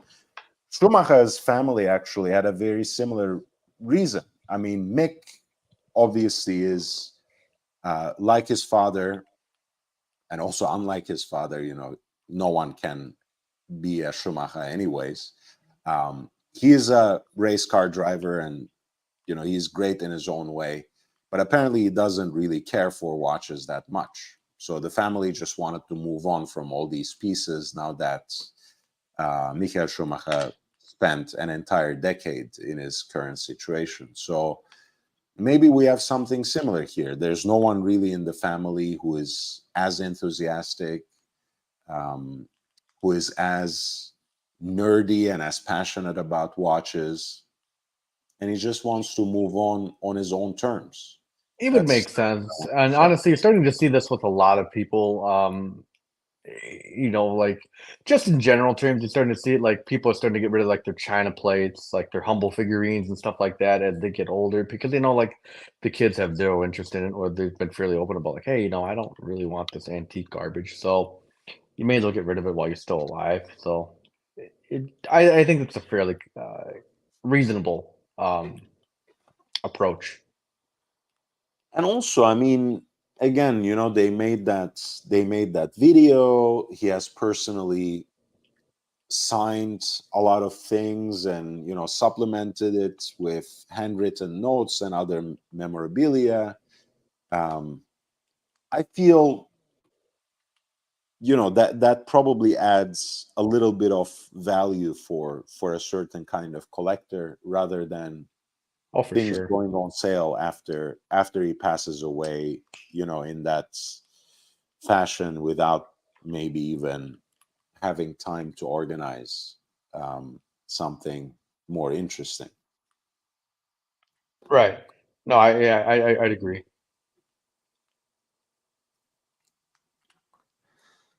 Yeah, I mean, again, that was just something hard to talk about on, on my own, so to speak. So I'm glad you're here.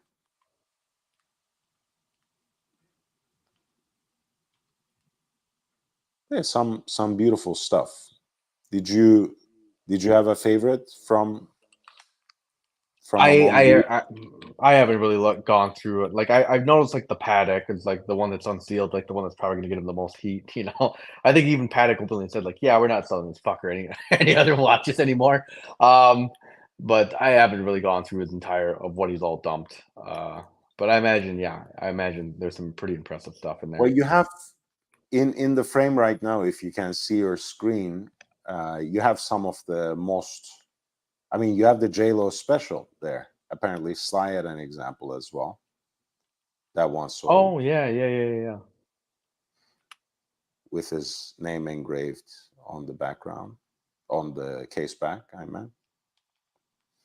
Um, there's a one-of-a-kind Slytech in yellow gold, Panerai Luminor submersible chronograph. I think the Panerai is very much him though. Like if you're gonna get a watch that belonged to Sly, right? You get the Panerai, don't you? Because that's very much him. That makes sense. The Nautilus, especially the stainless steel one, he has been photographed many times. He wore it publicly so many times, so that can be something interesting as well. Very desirable and also very interesting as being Stallone's watch too. I think the APs are cool always.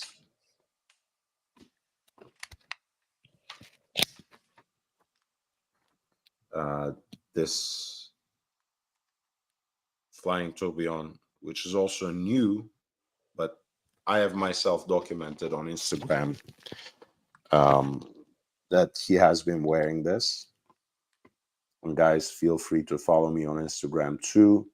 But before that, please hit the like button. Again, for a small channel like this, it matters a whole lot.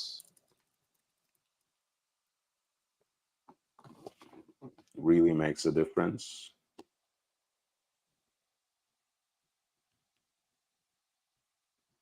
And again, feel free to jump on the panel as well if you want to talk about watches. Yeah, so you would, push comes to shove, you would choose one of the Panerais if you're getting a I watch. think so. Like I think you almost have to. Like if you the rest is cool, no doubt. And the rest is obviously a lot better than a Panerai. But if you want to watch, especially for memorabilia, right?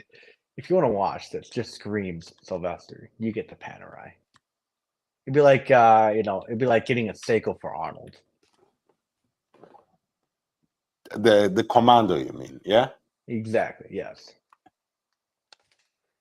Yeah, I think actually from that perspective, Lot 47 makes most sense because this is the one. Again, it's an iconic Panerai in and of itself, like the Bronzo, the bronze cased submersible.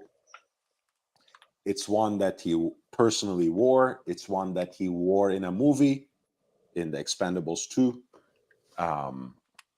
So it makes sense.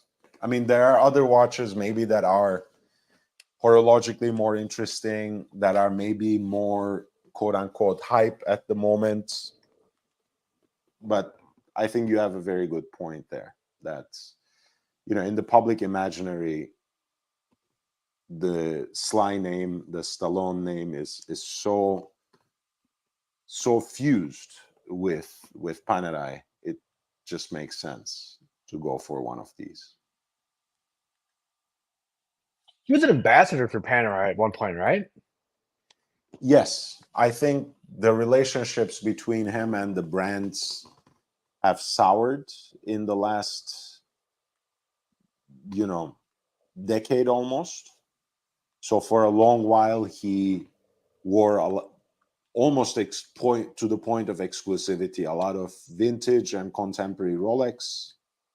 He has always had some interesting Pateks. He has always also had some very fly APs. But I think in the last decade or so, I haven't seen him in any photograph or otherwise with any Panerai watches, because he just got mad with them. He thought he wasn't given enough love and enough credit from the brands. Yeah, he just felt hard done by the current regime at Panerai, by Richemont, right? You know, that's what they own, Panerai. Memovox says, if you have Sly posters on your wall, you would have to go with Panerai. And in fact, they have thought of everything, right? With that bronzo that was worn in the Expendables, and we have already gone over that, they actually provide 2 different movie posters personally signed by Sly, and that also feature the watch. And of course, this one comes with that very kitsch but character reference strap with the double skulls as well. And yeah, it sold for almost $100,000. I mean, for a watch like this, that's, you know, that's a good good result for Stallone, and I think also not entirely unreasonable for a collector at that level, in that league.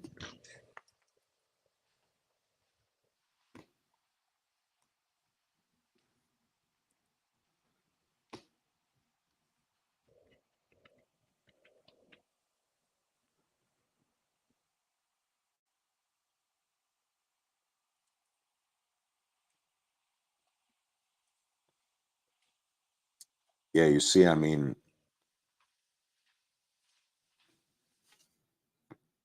basically the same piece, more or less,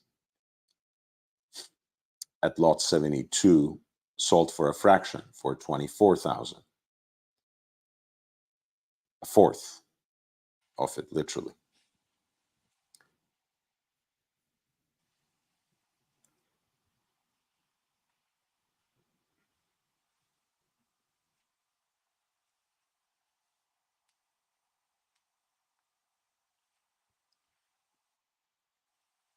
There were some very interesting, very good deals with this particular auction.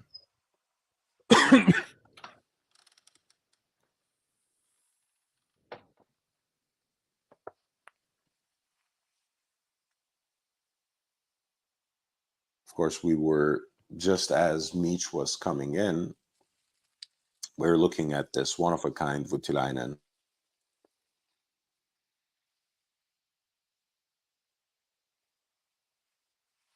Oh, I was... Wait, forget about Voutilainen, forget about watches. I have to ask for your expert opinion on this, Meech. Are you ready? Yeah, Because go ahead. we're gonna talk about, no holds barred, we're gonna talk about a very controversial topic. A true American hero was barred from entering a legendary competition. Oh, okay. I that, know where that you're going. At marks first, I thought you're going to go with like the whole Caitlin Clark thing. I'm like, huh, what an interesting angle. that marks July 4th, our Independence Day, and I'm talking about the Nathan's Coney Island hot dog eating contest, and how they are barring the legendary Joey Chestnut from participating in this competition, because apparently he has a deal with a plant-based hot dog company, and they don't want him to rep them in this competition. What do you think? What do you think? What are they doing? I gotta say, this is a travesty, man. How This is an how absolute how dare travesty. they? How can they do this? I mean, America's lost its way. I mean, Joe Biden has gone too far at this point. Well, I just couldn't believe it. I was actually gonna ask, like, do you hold Joe Biden responsible for this? And I'm glad you confirmed. Some way, somehow, absolutely, he's connected to this some way, somehow.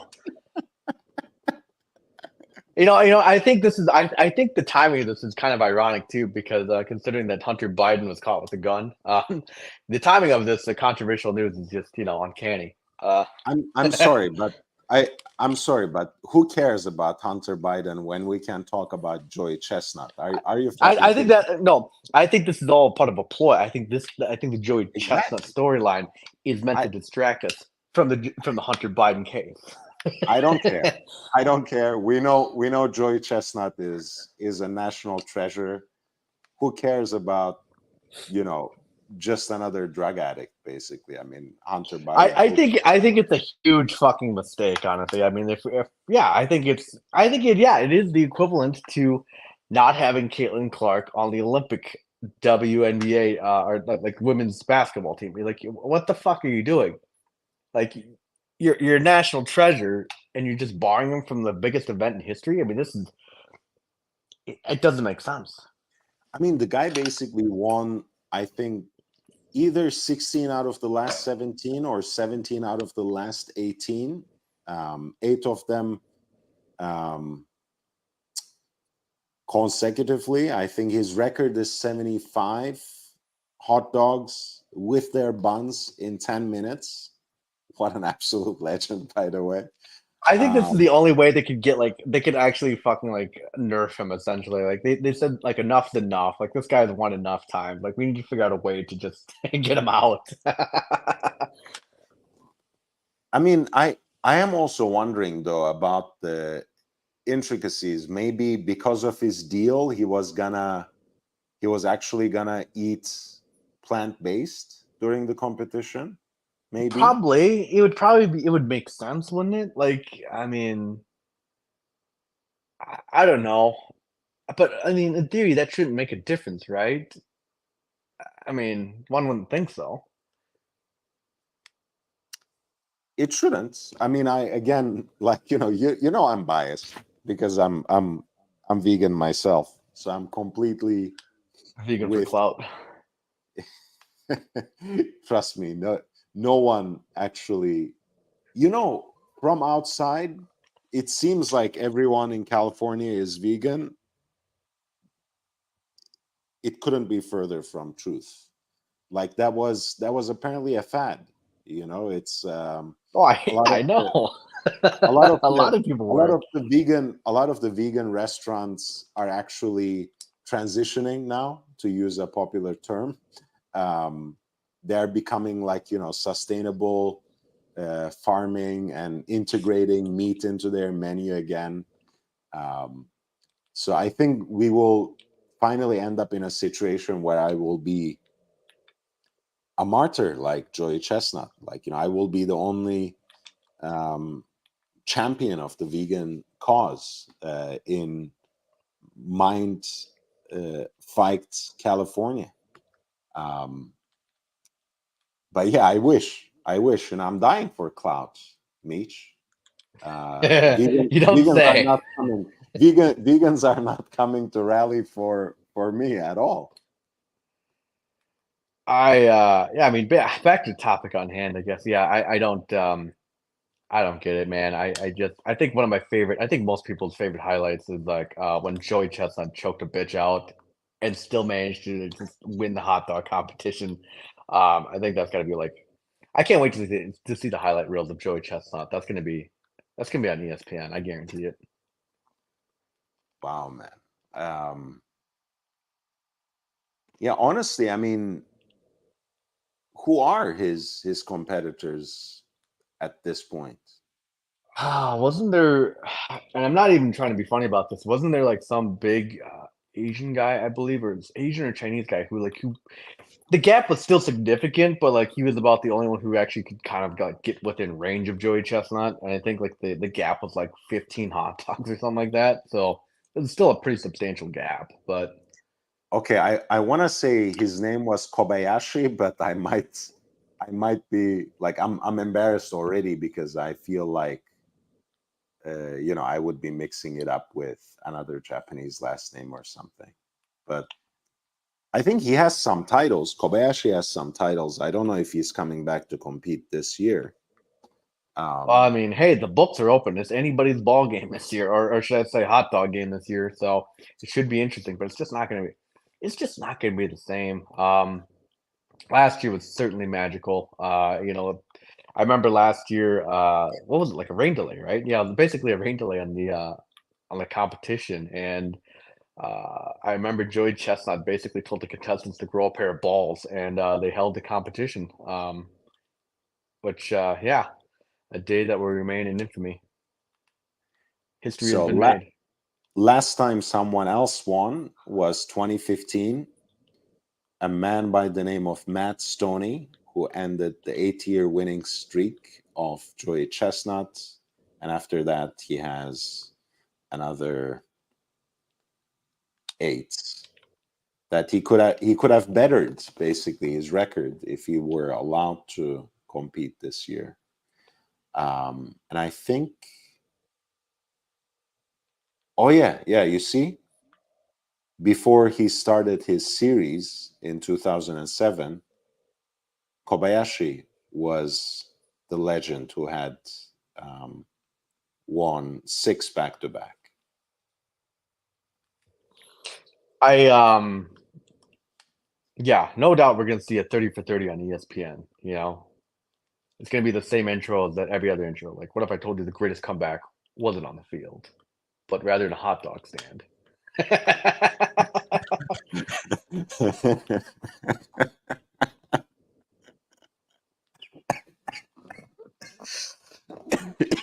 Oh, wait, let me get another drink of water. Feel free to entertain the audience, Meech. I'm just saying, man. I mean, there's got to be some type of jersey retirement hanging at some point. Like they got to do something, man. They just you can't let them go like that. Um, that's just it's hard to believe. Yeah, I'm getting really emotional here, Meech. I don't know. I don't know. I mean, I tell you what, a lot of people are going to be throwing down hot dogs in the grill in memory of the great Joey Chestnut. I mean, it just yeah. well, I mean, maybe he should stream, concurrently on his own, like on YouTube or something, and kind of crash their party. Just at the same time, he should stream for about 10-15 minutes, just enough for the length of the competition, and eat. Or here's a great alternative: we can stream and eat eat vegan hot dogs in Joy Chestnut's honor on a live stream. I would be down for that, but you probably have more important things to do on a July 4th, right, Meech? Not really, man. I'm kind of slowing off. I mean, it's I can't bounce back like I used to anymore. So like it's kind of definitely kind of puts a dampening on those plans. I wouldn't Uh, be surprised though if like some local fair, like what do you think is the biggest fair? I mean, almost I'm trying to think of like who has the biggest fair in the country. Wouldn't be surprised if they signed Joe Chestnut for the day to take part in a hot dog eating contest. yeah, the thing is, like, he occupies a very awkward space, right?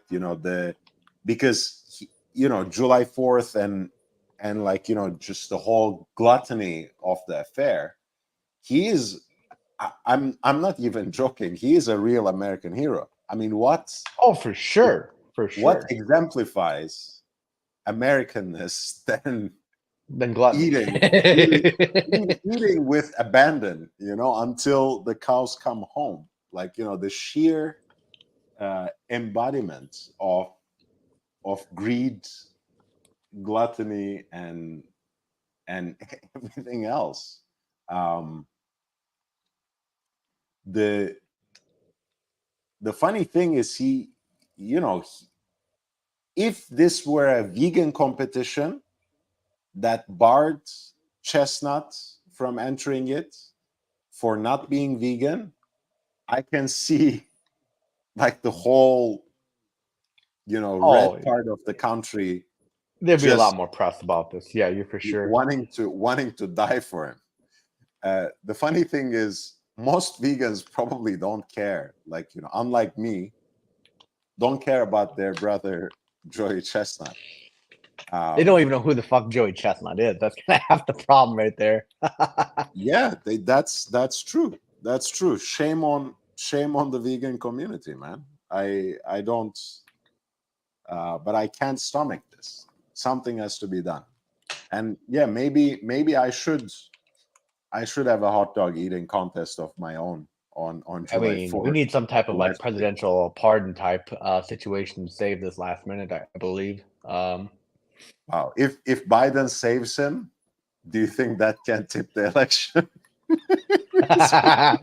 Hey, at this point, Biden needs anything to get votes at this point, so I can see it.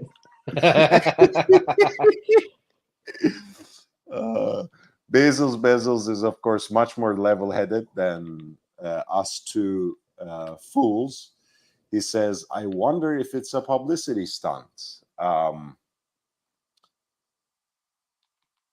mean, for him, possibly, but we need to see what he comes up with, right? If he conjures something alternative that he wants to attract attention for, trust me, I mean, look, vegans, the more politically minded ones, I'm not one of them, I'm not very militant about my dietary choices, have tried everything, documentaries, the idea that it can improve your lifestyle, improve you mentally, physically. Nothing works, right? Nothing works. People have to make their own choices. So the only straightforward publicity stunt that I can think of here from Joey Chestnut's side would be to draw attention to his vegan choices, but that never helped anyone, and that never helped anyone, to convert into veganism in a sustained way. I don't even think Joey's that legitimate vegan. I think this is all just kind of comes down to the money aspect. I think it's just a sponsorship really for him at the end of the day. Although again, I don't know, I can't read his intentions, so I don't really judge. But Well, I know he takes part like in a hamburger eating contest too, like in Kentucky, if I remember correctly. Like, so it's a little weird, that if you're going to be vegan in just one sector, or yeah, just like in one sector of a meat product, really. Maybe those burgers are plant-based as well. Is that possible? Yeah, but you'd hear about it. You'd think, wouldn't the same like Jenny O essentially, wouldn't they essentially just sign him to a bigger contract then? Like, but yeah, to complete what I was thinking is, I don't think there is anything of a publicity stunt when it comes to the competition. I don't think that this helps the competition at all. I mean, people who pay attention to it, and Joey Chestnut, his face is he is the face of that competition. Not having him there is not going to help Nathan's, honestly. they're definitely going to lose a lot of money. I mean, Yeah, that's for sure. Maybe not a lot, but they're going. Yeah, they're going to lose one way or another. They're going to lose something. Yeah, it's not a publicity stunt for them. That's for sure. But whether it's a publicity stunt for Joey Chestnut, whatever that may be, time will tell. Gondog reminds everyone to upvote. Thank you, Gondog. I appreciate you. But yeah, Mitch, I was. Basil says to get banned and then come back to competing. I mean, look, maybe, yeah, like you said, Mitch, he will negotiate a better deal with Nathan's out of this and leave that vegan BS behind. He will stop being vegan for clout and money, um, and come back into the fold. That's possible. It's a bold strategy. Again, I highly doubt it. I highly doubt it. But it was, it was something fun and disgusting at the same time that I watch on July 4th. So I'm kind of disappointed to be. Can I be honest with you there? To be frank and honest.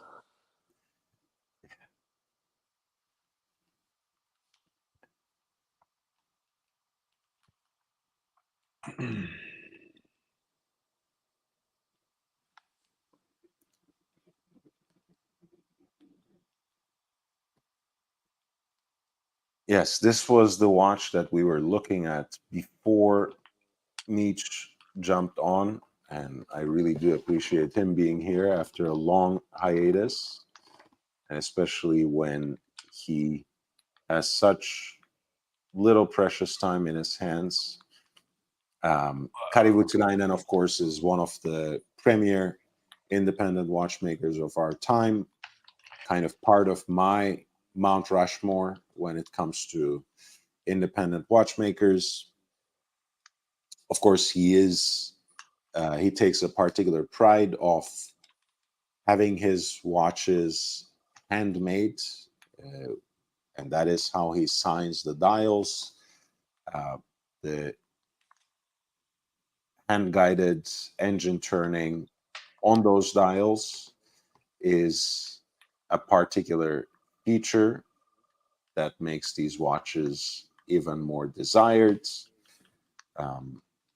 I like his particular rendering of the observatory hands with heat blued loops and heat blued stainless steel loops and the white gold parts, which is a nice complement and contrast at the same time. This is a one-of-a-kind piece, as we mentioned, the pièce unique. It's what is called a decimal repeater.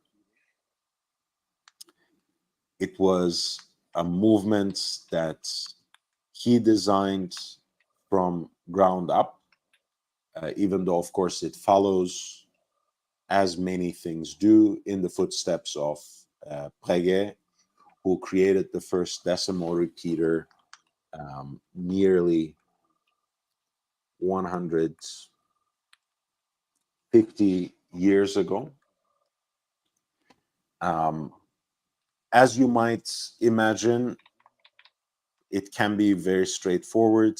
This is a minute repeater, traditionally described, chimes or strikes the hours, the quarters, and the minutes, whereas a decimal repeater chimes or strikes the hours, the 10-minute intervals, and minutes. So that's the difference of a decimal minute repeater from the minute repeater more traditionally understood. A nice asymmetric dial as well, which has a power reserve indicator situated right there at 1 o'clock, and an oversized subdial for the seconds at around 6. Those distinctive teardrop lugs, of course, the chiming functions, are activated by the slider that is located, or by the slide rather, that is located on the left flank of the watch.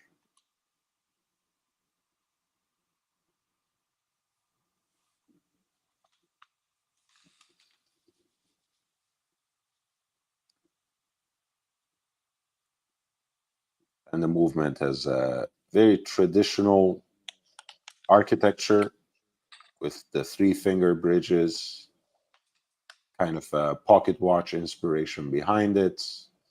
And that seems very apt, of course, when we think of Breguet as a predecessor of this particular complication.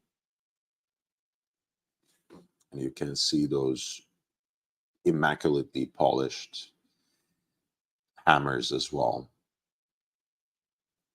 for the chiming functions of the watch. It is a piece in white gold, 39.5 millimeters in diameter. And of course, the piece comes as a full set with its presentation box, the original certificates, as well as the product literature, and even the original polishing cloth.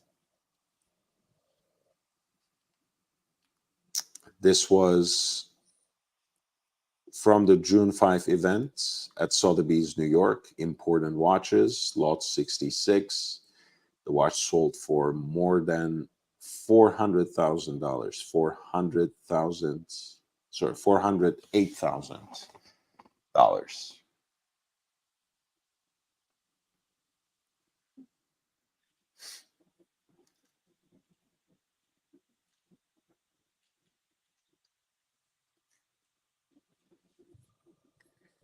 Did you catch the release of this watch at all? This is a particular rendition of it, but it was a limited edition that was designed collaboratively by 2 collectors and sold by Hodinkee, as it happens. Did you? No, I didn't. I didn't know. I mean, I guess I haven't really kept up to date with it. I know AP released a monstrosity here that vaguely reminds me of this. But Yeah, no, I don't remember anything about this one.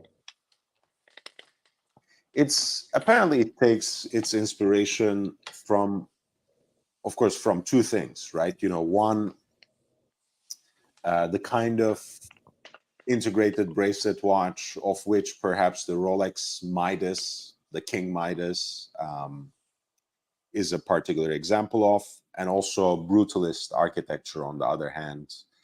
And the specific reference there is the Breuer building of the Whitney Museum, and especially this particular window that kind of renders the watch face. I talked about just the fact that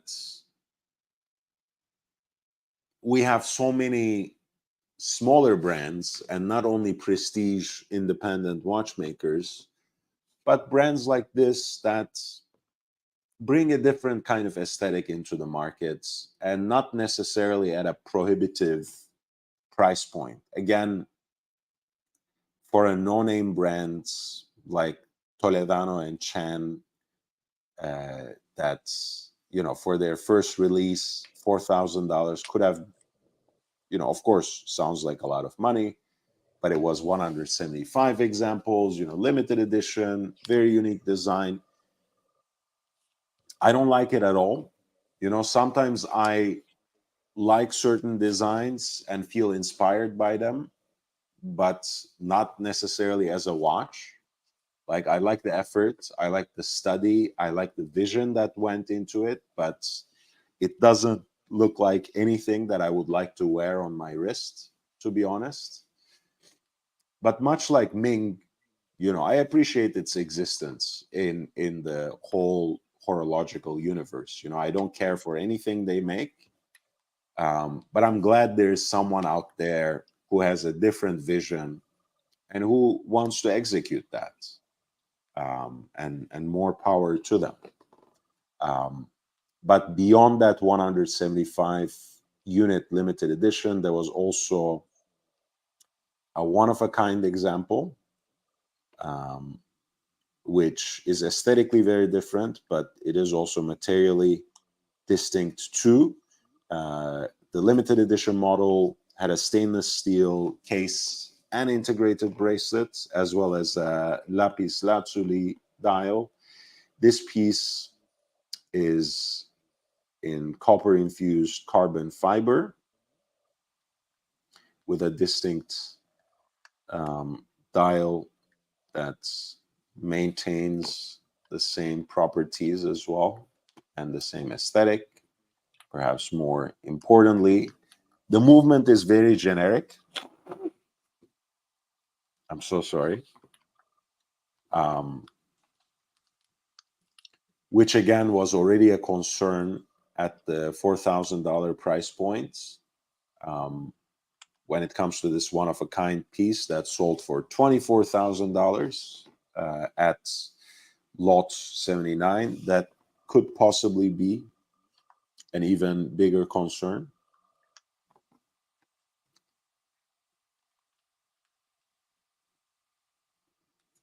But I don't know. I kind of like the aesthetic of this one-of-a-kind even better. Again, not something that I would want to wear, but it kind of feels like lava, right? Like lava runs through the watch. That's I like designs like that. There's nothing else like it.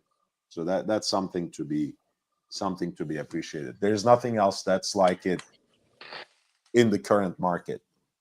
There's King Midas again.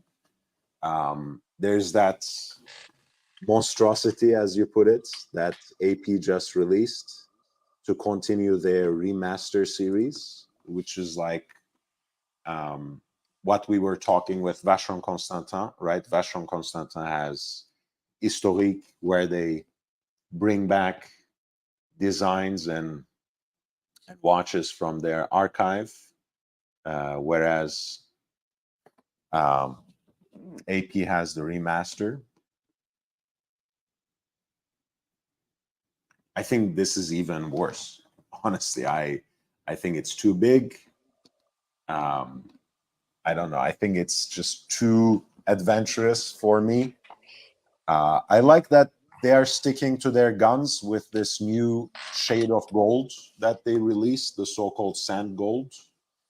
I'm glad that they are bringing it out in different kinds of releases, but I wish they did it with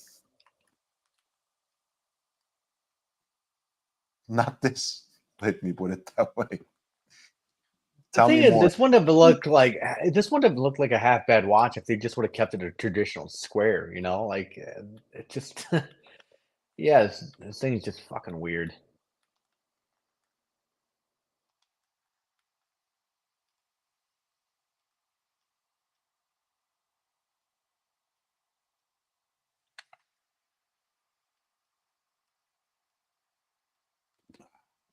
Sorry, I'm so sorry.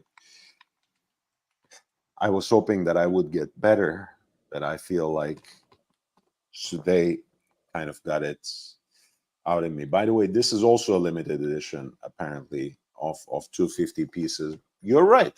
If the watch was just cut out right here, right? Right. If it was symmetrical, I feel like it would be more interesting. Of course, then it wouldn't be a remaster, because there is a model like this from the 1960s that they are bringing back. I'm a big fan of the remaster one they had. Again, that wasn't a perfect watch either, in my estimation, from my personal standpoint. because of its size, especially because at 40 millimeters, that was due to the design of the case as well, kind of a largish chronograph. I like the two-tone rendition. I like the champagne dial. I would have loved a hand-wound movement in it, but I understand why they went with something automatic, something self-winding.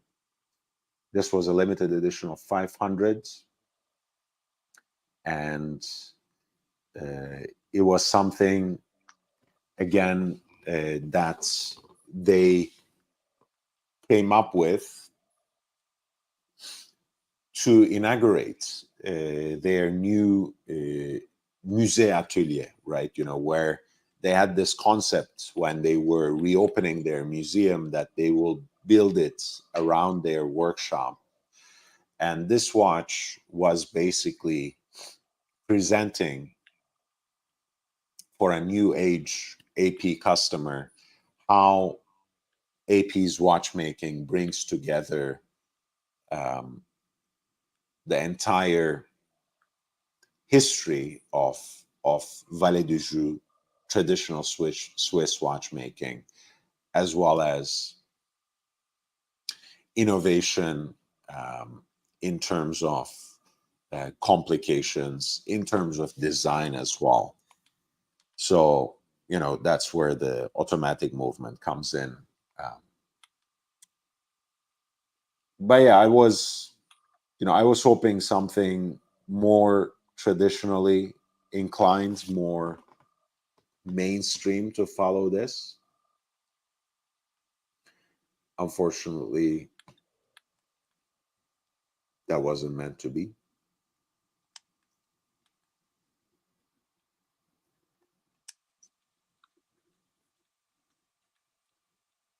Speaking of two tones, I mean, what's your opinion on that two-tone Speedmaster? What was that? I don't know. I don't like it. I don't like. That's my It almost initial doesn't look reaction. real, honestly. Like it almost doesn't look like a real Speedmaster, and it's a weird thing to say. It almost looked like it was something like cooked up on AliExpress or some shit like that, and they just said, "Oh, fuck it, let's run with it." Yeah, look, I mean, we have been, to me, I know that's already a somewhat controversial opinion, but I've never liked Speedmasters in precious metal to begin with. You know, I'm not a big fan. Because again, you know, it's my fault, right? You know, I think of the Speedmaster um, as a utilitarian piece, as one of those iconic sports watches that have, pardon me, that have actual heritage.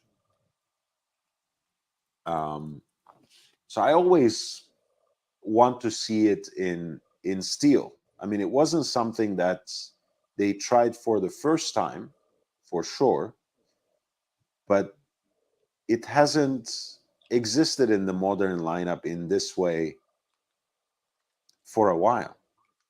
Especially this one, like especially the classic, like steel yellow gold. It really looks like some sort of homage, you know, made by Michael Kors rather than Omega. Yeah, I guess it just doesn't. It's such a weird play. I don't get it. Well, I mean, I actually do get it. We were just talking about it yesterday as well. You know, these brands want to increase their margins. You know, two-tone is a very sweet spot for a lot of brands to tack on a premium on a popular model that's already selling well in stainless steel. Because there's usually the premium that they ask for a precious metal version is so steep usually, and it is mostly unjustifiable. But hey, it's gold. It weighs a shit ton, etc. They can somehow justify that. That middle of the roads that they strike with bimetal executions is one way where they can increase their margins, where they can still sell perhaps less units, but make the same kind of revenue, if not more.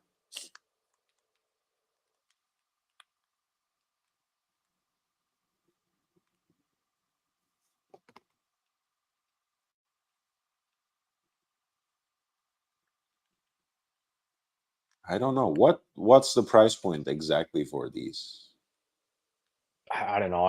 I guess somewhere around 20 grand. Ooh, I mean, 18, yeah, almost 20. But I mean, 20 out of the door. Let's put it like that: 18,100. And that's a 10K premium over the stainless steel, which people are already thinking has become very steep, right? $8,000 for a stainless steel Speedmaster. That sounds like a lot of money to me already. yeah, definitely. And yeah, I don't know. For 20 grand, yeah, I don't know. I don't know if I'd really convince myself. A two-tone Speedmaster would be the thing I'd want, really. They're almost, I don't know. It's almost like they're the competition between Tudor and Omega to see who's stupider, honestly. Yeah, just doesn't make sense. I mean, it's the same, movement as well. 3861. Yeah, the watch doesn't really put anything on the table for me to even think, positively about it.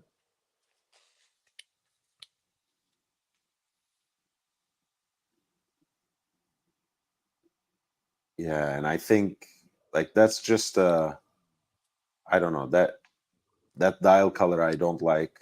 This looks, in a way, now that I look closer, it looks even worse and than the more tame execution of the two-tone here on the left. Yeah, I don't know which one I hate more. And yeah, $20,000 out of the door at retail with tax. I don't know, guys. What do you think? What do you think in the chat? Do you think this is a good idea? Do you think there should be a two-tone version of the Speedmaster in the catalog? Does it add any value to the collection? Would you ever consider it?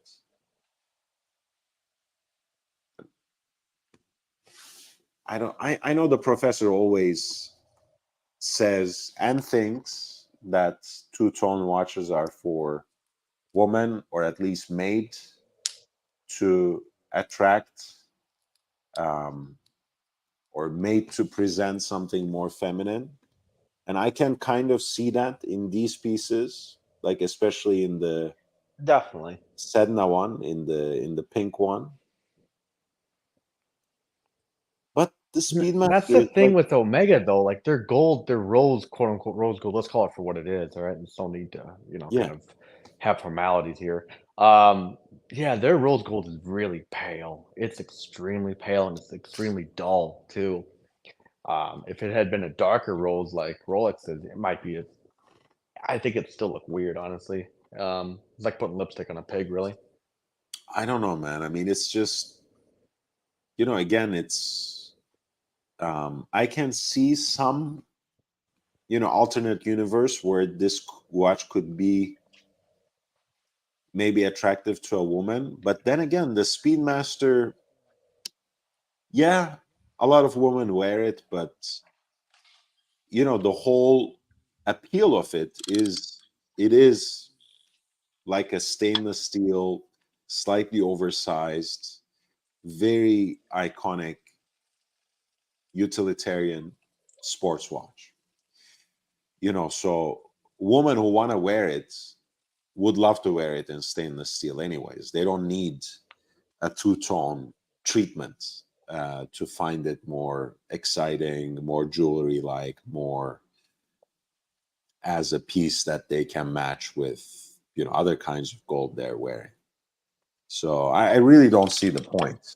I don't think this will commercially be successful as well, honestly. I would be very surprised if it sells at all. I'm sure they'll sell. You know, I'm not, but it'll be heavily discounted. You know, I think you'll probably get these for closer to 15 out the door, honestly. 521 Taipei says, I just saw that watch at Omega, 18 karat for the silver. And I didn't even try it on. The bracelet looks like a fake bracelet. Yeah, they're both 18.1, apparently in US dollars at least. It just looks like a 90s watch. Yeah, it has that late 70s, 80s, and maybe even 90s vibe for sure. But that vibe I associate mostly with Rolex anyways, you know, like that doesn't scream Omega for me. And I know, yes, they have made many two-tone watches before. They have made two-tone Speedmasters before. This is not the first time. But yeah, it just doesn't hit the right notes for me. Memovox says Omega isn't conform. I don't exactly get that. Maybe if you could rephrase Memovox, maybe Omega doesn't conform. I don't know. Would I get a two-tone? Absolutely not. Yeah, again, I like two-tone watches, but I don't necessarily think of the Speedmaster as a watch that I would get in two-tone. Guys, I don't want to abruptly close the show, so I will give it another 10 minutes, but I also don't want to drag it on while I'm clearly suffering and, you know, my nose and throat gets more and more clogged with each passing minute. So I'll give it another 10 minutes. If you have any watch-related questions to me, to Meech, feel free to send them in with a super chat. Maybe I will spend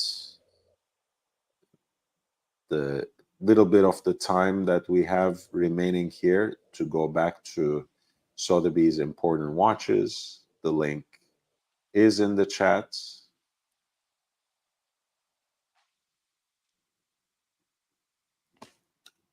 And we will talk about one or two pieces. Maybe if you come up with something else as well. Unfortunately, I'm stupid, Dr. Bob. The last two times I went to shop, I forgot to get some tea, and I'm out of tea. I'm mostly a coffee person, but this is not the time for coffee, certainly. I can usually drink coffee quite late into the night, but after 10, I'm really fucking up my sleeping schedule. Even I can't take that. So I'll have to just suck it up. Maybe suck on a Ricola, another great Swiss-made product.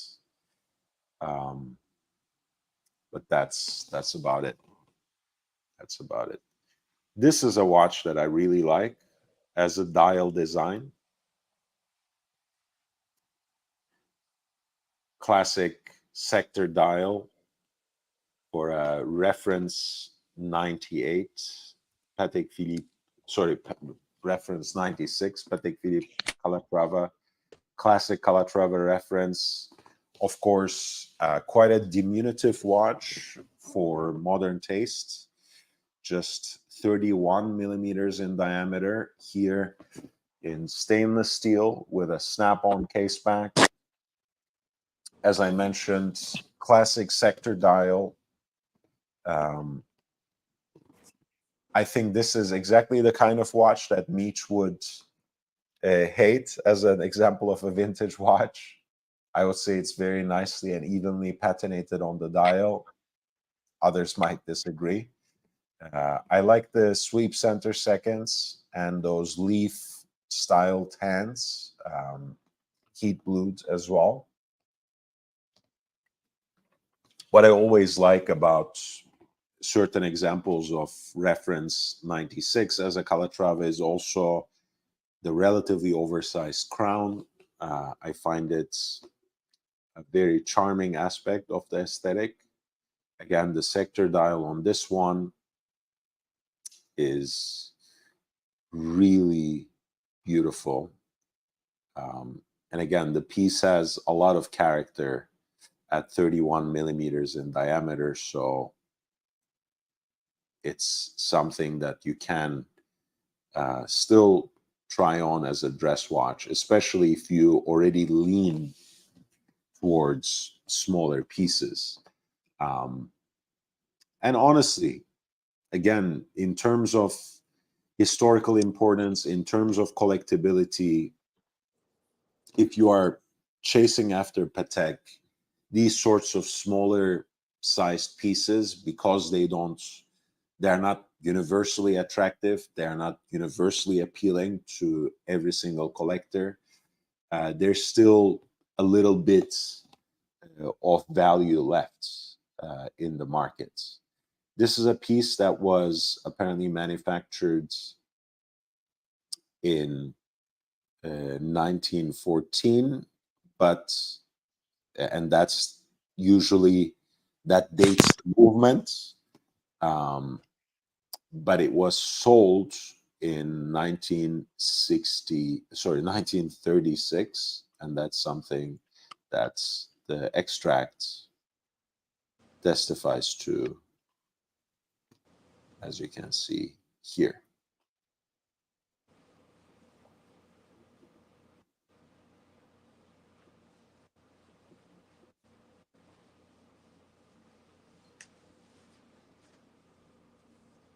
Sold from the family of the original owner. This was lot 100. A Patek Philippe Calatrava reference 96 in stainless steel with a sector dial. It sold for 45,600 in US dollars. That was again a great auction for some interesting finds, some interesting deals even. But again, for the most desirable pieces, the market still manages to produce very, very successful results, very intriguing hammer prices, and this is such a watch. There are a few things that are almost inherently interesting and appealing about a watch like this. You guys know pink on pink Pateks already command considerable interest and a certain premium because pink gold is almost inherently more rare at that time period compared to yellow gold. Matching that with a pink dial as well.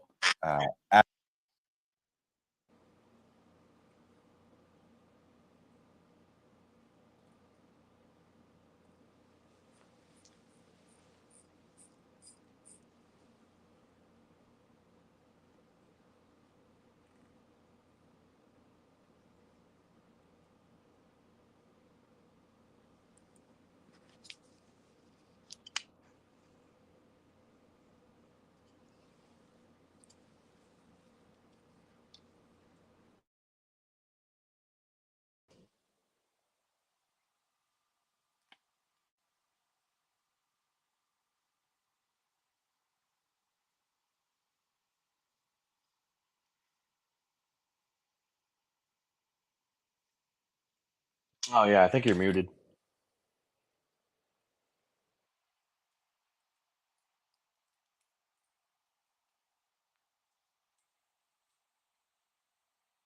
When did you lose me? Can you hear me now? About 2 minutes ago. Okay.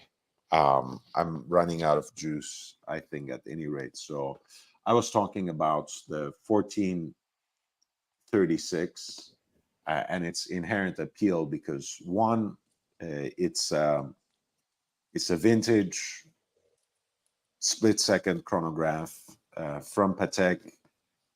It's already rare. It's already complicated. The combination of pink gold with the pink dial, pink on pink, so to speak, that has a very important appeal and charm. Pink gold is already more rare, especially for the time period, than yellow gold. And having that combined with a pink dial not only adds to the warmth and the vintage charm of the piece, but also to that rarity. The case here is made by Émile Vichet. You can recognize it from the curvaceousness. Again, a very important case maker for Patek Philippe that has made very significant models, like early examples of 2499, the perpetual calendar chronograph, as well as the precious metal examples of reference 130, which was the first serially made chronograph, first serially produced chronograph for Patek Philippe as well. 33 millimeters in diameter, in pink gold, as I mentioned, building on the base of 13 ligne Victorin Piguet movements. The piece comes with an extract from the archive, only one of the 140 examples, but they were, as I mentioned, made predominantly in yellow gold. Pink gold is already rare. There are already only 9 examples. Pink on pink is even more rare than that. So this is a very, very desirable vintage piece.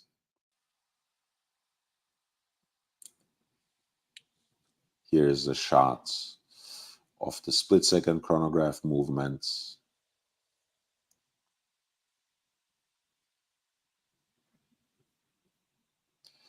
And here's the watch presented on the archival extract that documents some of the details we were talking about and confirms the pink gold case matched with a pink gold dial, or rather pink dial,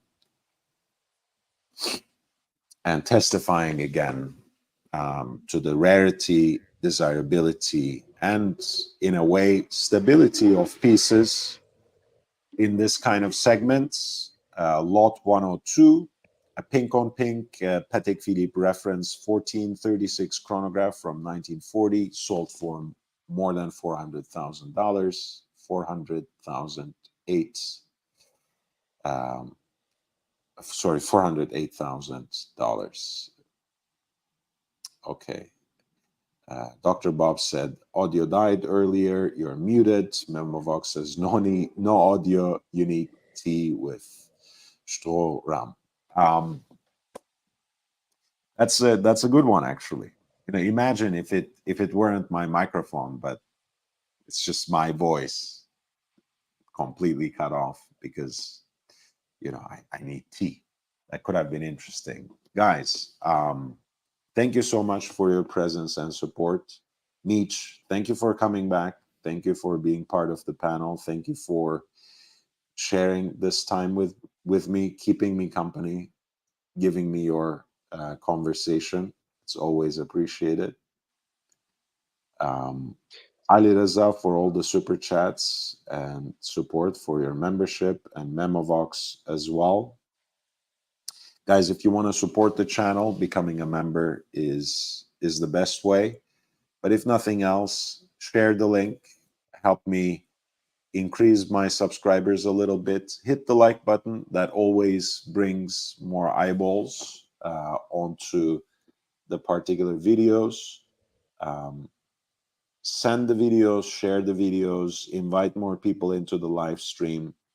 Help us expand on this community that comes together purely for the knowledge of and passion for wristwatches. Anything you want to share before we sign off? No, not really. No. No? Okay. In that case, guys, I will see you on the next one. Stay safe, stay healthy, wear and enjoy your watches. Thank you. Goodbye.